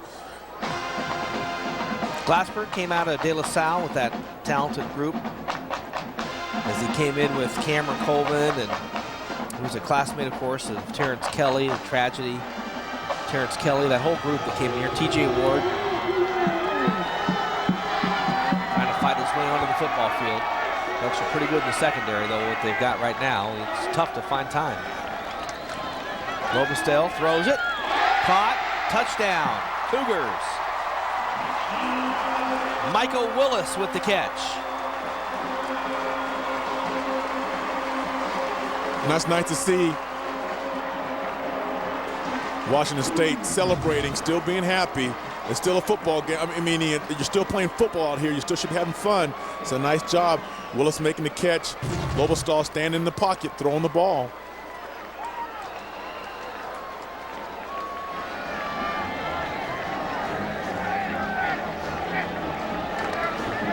Rosu in for the extra point.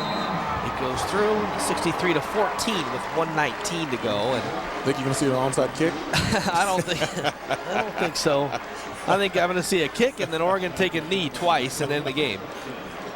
Carl's Jr. $6 burger scoring drive. 10 plays, 54 yards, 335. Willis with a touchdown, so he's got something to feel good about tonight individually. I'm sure he's going to not feel great about the way his team played today, but they're just overwhelmed and outmatched. There's just no question about it. And the other part, too, not to take anything away from Oregon, they came out on a mission to erase from their memory what happened last week, and they did that in a big way. Yes, they did. I mean, they came out looking to erase the play of Boise State, how they played against Boise State. They took it out on Washington State. Now let's see if the Oregon football team can keep it going, because that's what counts. It's they say in football, it's always the next play that's more important. When in this game right now, you're winning 63-14. It's the next game that's really important. Can you keep up the work that you did in the past game? With 96,000 mad Trojans, really mad after losing to the Beavers. So what a hornet's nest that's going to be to come into as this one gets popped up in the air and a fair catch is called for and made at the 32-yard line.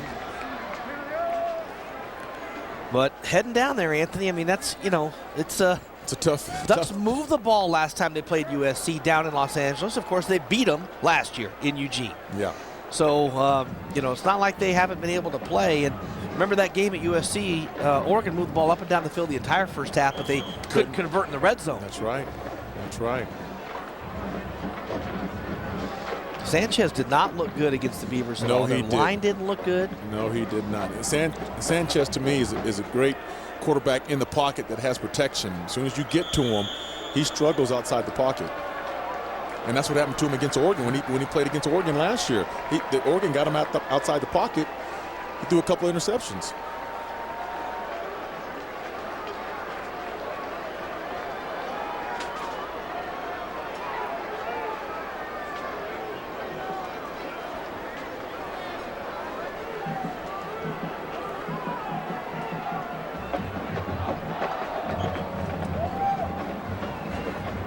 Ducks will try to take one more snap here, and they will, and that's going to be the ball game, I believe, as they go under 40 right now, and the officials just need them to reset the play clock, and I think that's just going to be it. They're going to walk across, call it good because the play clock just out of sync, but they're not even going to mess with it. So they'll just shake hands and call it a day. And you know, you really feel for Paul Wolf. He's got a long road to climb, but you also got to feel great for Oregon of coming back from what happened a week ago, erasing that memory, getting to 2-0 in the Pac-10, and getting ready for a huge game on the road against the USC Trojans. Our State Farm player of the game, well, how about split it?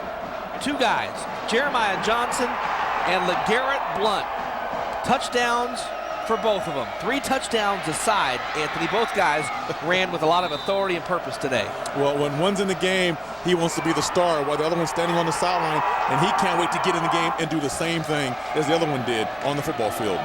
They will be tested next week against the Trojans, but one thing we saw yesterday, or Thursday make it, is that you can run on the Trojans if you have a great performance by a running back like the Beavers had out of Rogers. So there's our State Farm players of the game.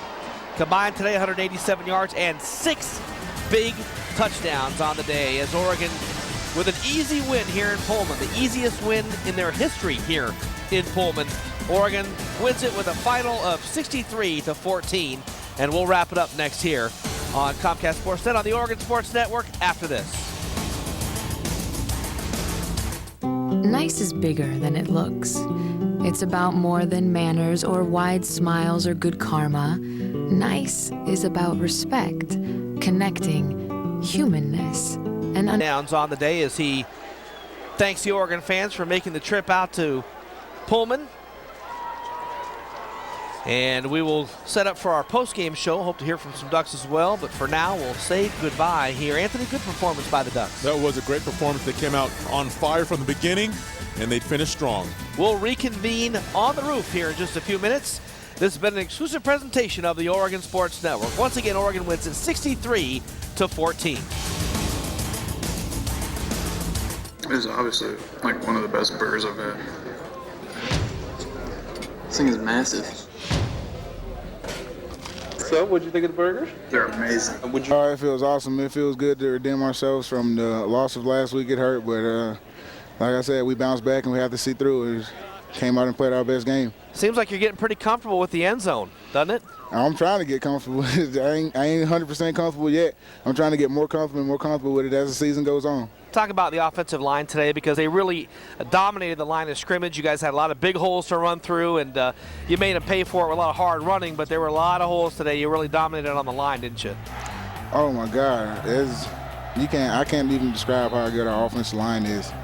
They're probably, I would say, and I'm sure a lot of people would agree with me that they're the best in the country because we're number 1 in the country in rushing. So I'm feeling pretty confident with our offensive line. I love them. LeGarrette, this is Anthony here. And what's your vertical? Because every play you like to jump over people. And that's becoming your deal is jumping over the defenders who are trying to tackle you. Just instincts. I just see a guy coming at my legs, and the first thing I think of is just go over him. And this time I kind of got caught in the air, but it wasn't too bad. It's just kind of an instinct. I seen the guy coming at me while I was in the air, but I seen another guy that was more of a threat coming at my legs, so I kind of thought I would protect my legs before I protect anything else. Well, LeGarrette, congratulations. And now as you look forward, maybe just a quick thought on USC. You know, they have a lot of great talent at linebacker and the secondary on the defensive line. They probably got 11 NFL players over there as well on that defensive line. I mean, it's a big test on the road. They're going to be awful mad after that loss to Oregon State, and it's a big challenge for your team, isn't it?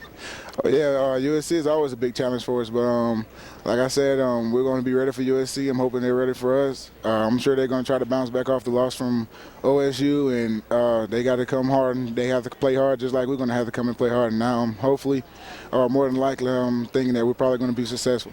That's a good way to put it. They better be ready for you. I like that, LeGarrette. They better be ready for all of us and them 5 hog mollies in the front. All right, LeGarrette. Hey, thanks a lot for stopping. We sure appreciate it. Get on in the locker room and sing that fight song with your teammates. We sure appreciate you stopping on your way in with your guys. So we are here starting out our post-game show. We'll show you some more highlights, talk through some of the storylines of today's game. As the sun has gone down, we're chilled out, but we're on the roof here under the lights at Pullman, and we'll be back with more on our post-game show after this.